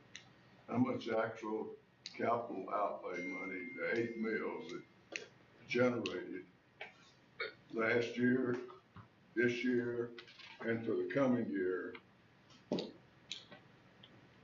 And that's gonna be intermingled in with the insurance money. Yeah, it will be. Why? It has to be. Because that's Why where it does it goes. have to be? Because that's what the state wants to do. So how do you keep it differentiated? How do we see where's the visibility on what's being used for what? Well, I haven't updated it for this year yet, but I can show you what I did last year. I guess the biggest question, Emily, you can pull a report that states that, right? Or shows what? Correct, like, what we've spent out of capital outlay, I can tell you what's been fire related, I guess. But, like, insurance money, the only place we can put it is in capital outlay. I understand that, I'm just saying, how do we account for every? He wants a list of, he wants That's an what this- itemized list. That's what of this we is spent for. on It's showing it insurance. right Yeah. there. Yeah. And this is how I did it last year. I took capital outlay. This is the overall capital outlay. Then I did the same thing, but I took all the fire out. So that's what this is. Then I have my balances sheet, and this is what it shows on here. Now this number, like I said, is ever moving. It can move. If we took, because when we take this out, this includes the architect fees that we paid last year. It included what we had paid for the summer work because we had to do a PO for it. So that 439,000 is already against that. Against the insurance. It's against no, it's it went in a different line from the fire related expense. Okay. So if you just took the fire related expenses out of there,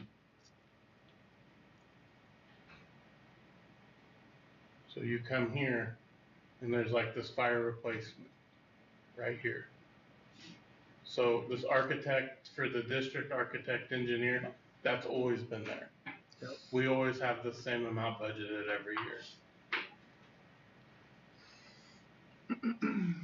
Just like your fire replacement, these are the things I took off. Fire building, modular site costs, rent costs. And then these are the totals. It's a different account number for every line item. And if you wanted to run what I term as a selectability to a program that pull me all account numbers from, this range to this range, you could do it. For what? We're doing, well, like I said, what I always call it, like the Excel running the selectability and so on, is running a program that says, give me the account numbers 1 through 10. Can you pull that? Yeah, I mean, if we have, like, the short accounts assigned to each, like fire replacement, like what we spent on modular, rent, and demo costs, yes, I can Yeah, pull that's what I'm saying. for those lines, like we have specific short accounts in capital outlay that are just fire.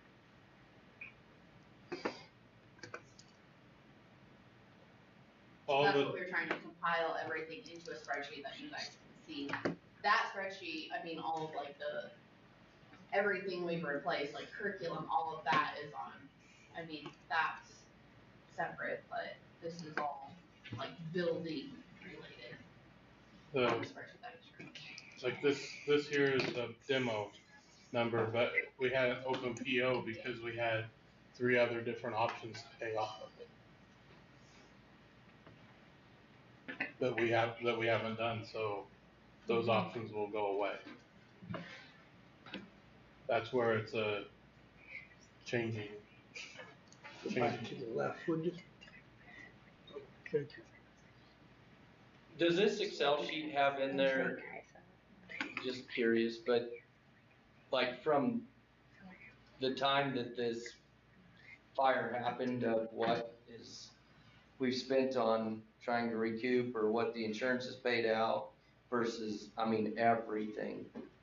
That's what I was saying. This one is for demo forward. The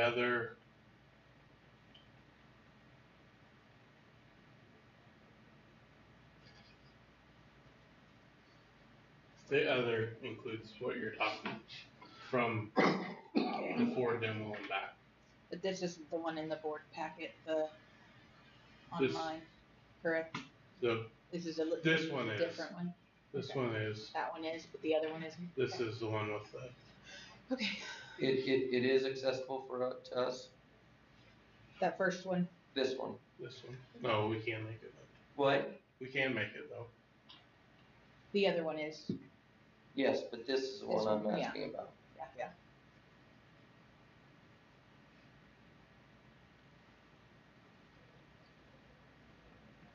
When you get a bill, it's not any detail, it's just saying, says you showed up on this spreadsheet, basically. Are we getting a copy of the surveys that we paying for, or, I mean, SPT's gathering that for us. I asked them about that and they said, yes, we'll get a copy of all those. I was a little aggravated when I understood the demo was blowed up about all the costs that's gonna be involved in hazardous waste. And what I understand, what the one truckload of hazardous waste hauled out of the county, everything was hauled into Dakota up on the hill. So they come out on, with a sweet spot.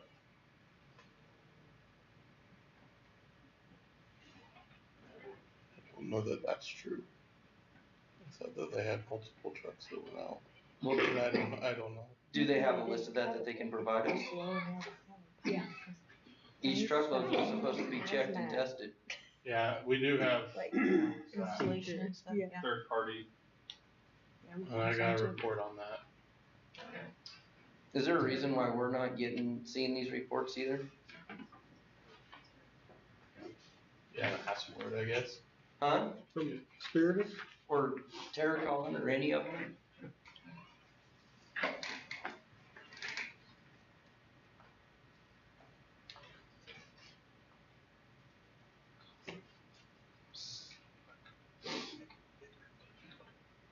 Here's a report from there. Was this forwarded to us? No, Why not? I didn't know you wanted to read it. Why wouldn't you think that it'd be important to just send it all to us? Put it in the folder. Okay, I can put it in the folder. Leave us to decide whether we want to look at it or not. I mean, how many of these are out there that we don't know about, we have no idea about?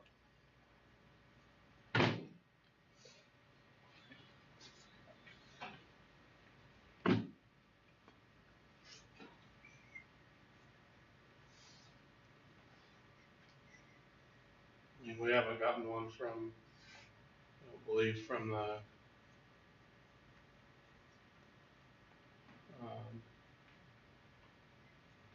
Was there from anything the of, asbestos one.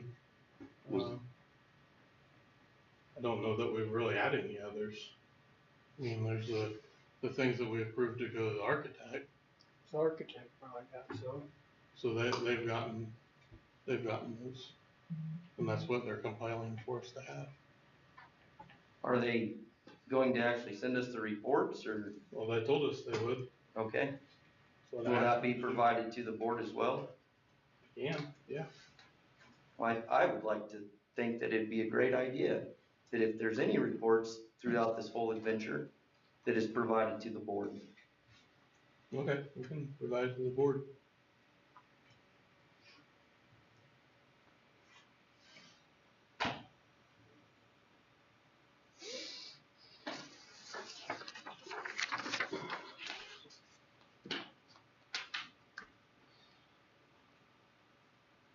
What else, sir, guys? I'm done. I'll go.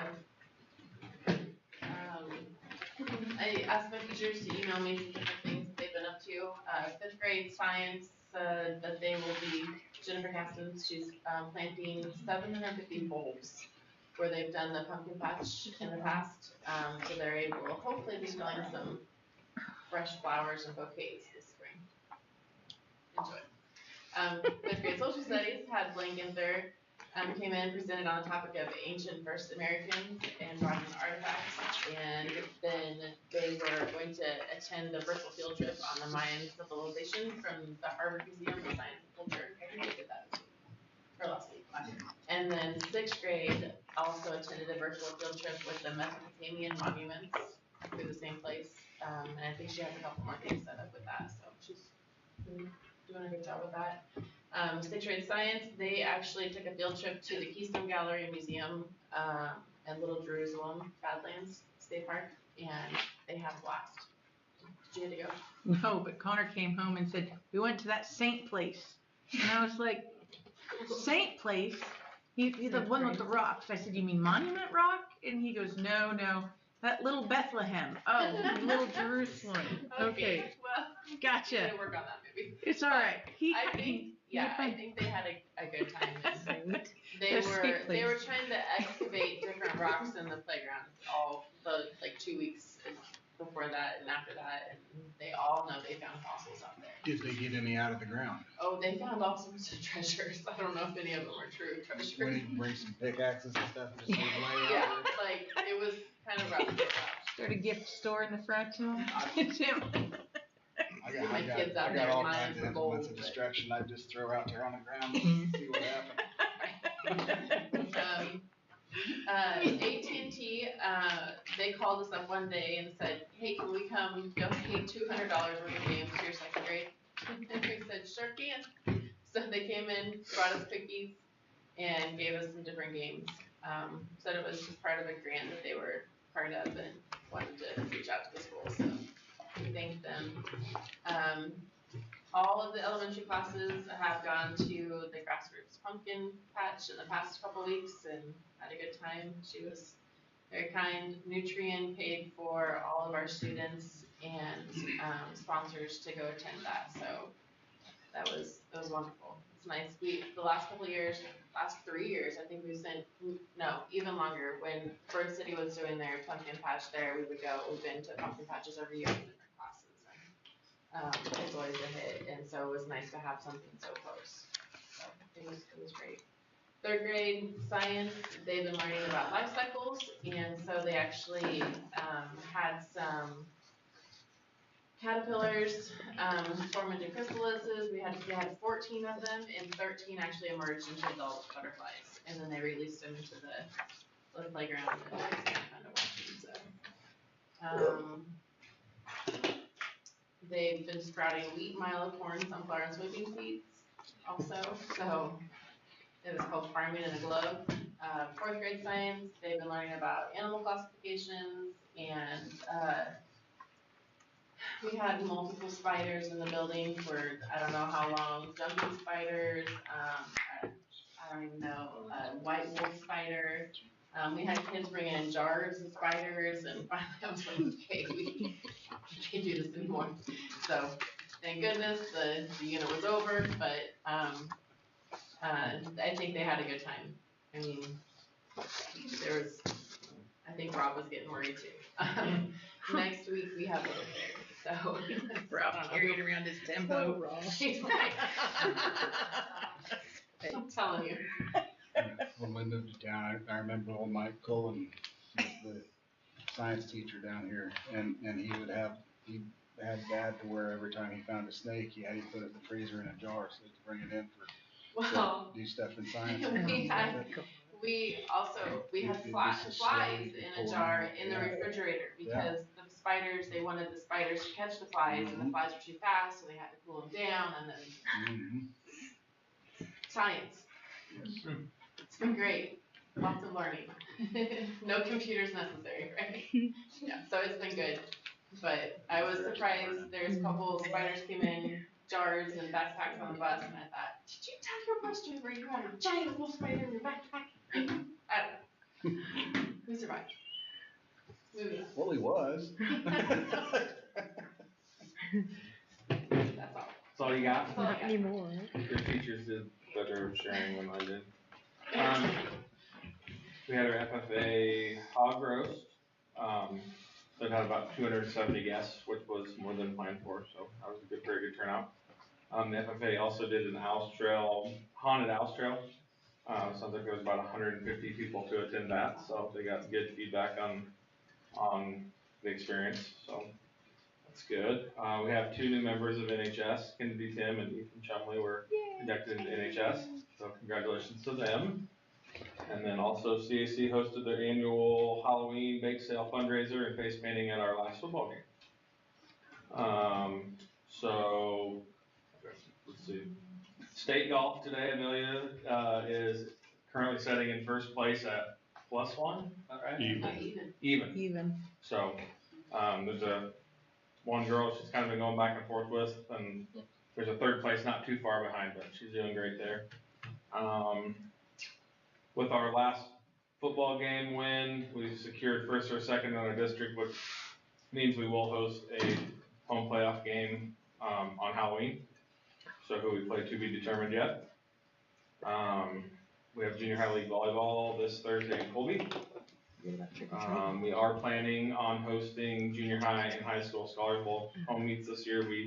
We elected not to last year, so we're working through where exactly we're gonna host those.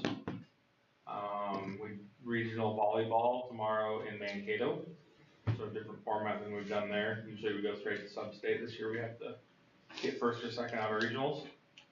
FFA is headed to national convention in the morning.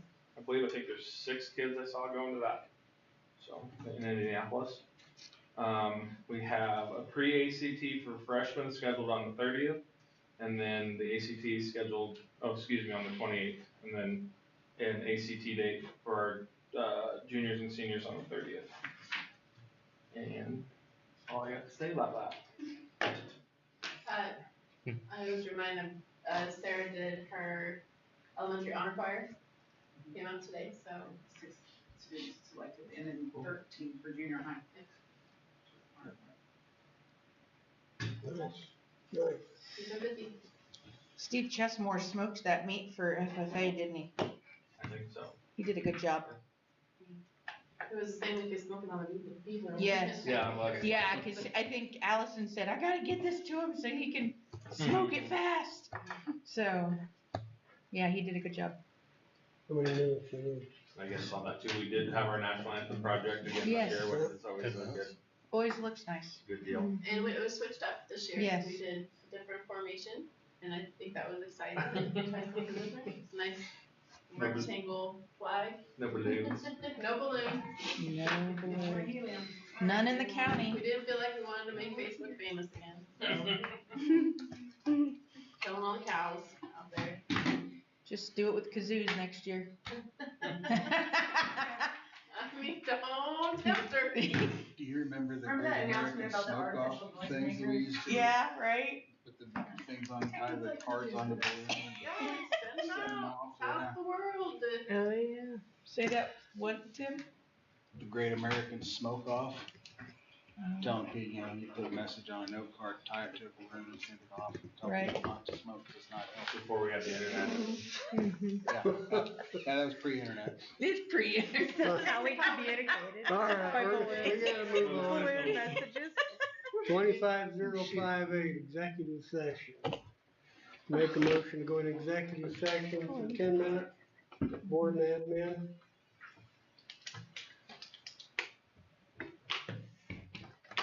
Is there a second? Oh, I didn't know you made a motion. I thought there was a statement. Made the motion. A second. I made the motion. You got a double second, third second. All those in favor? All opposed?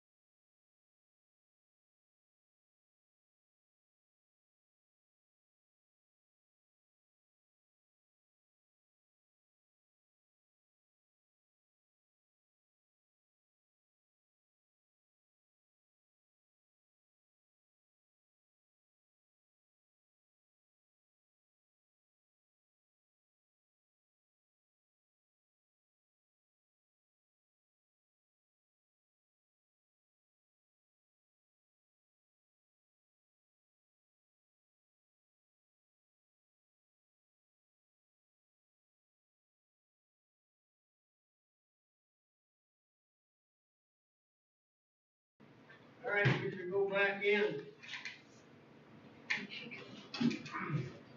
Ready, Anthony? Ready?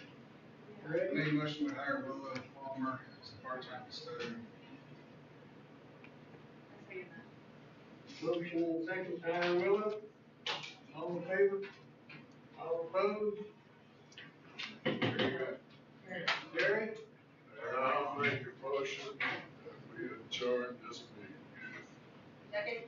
In a second. All in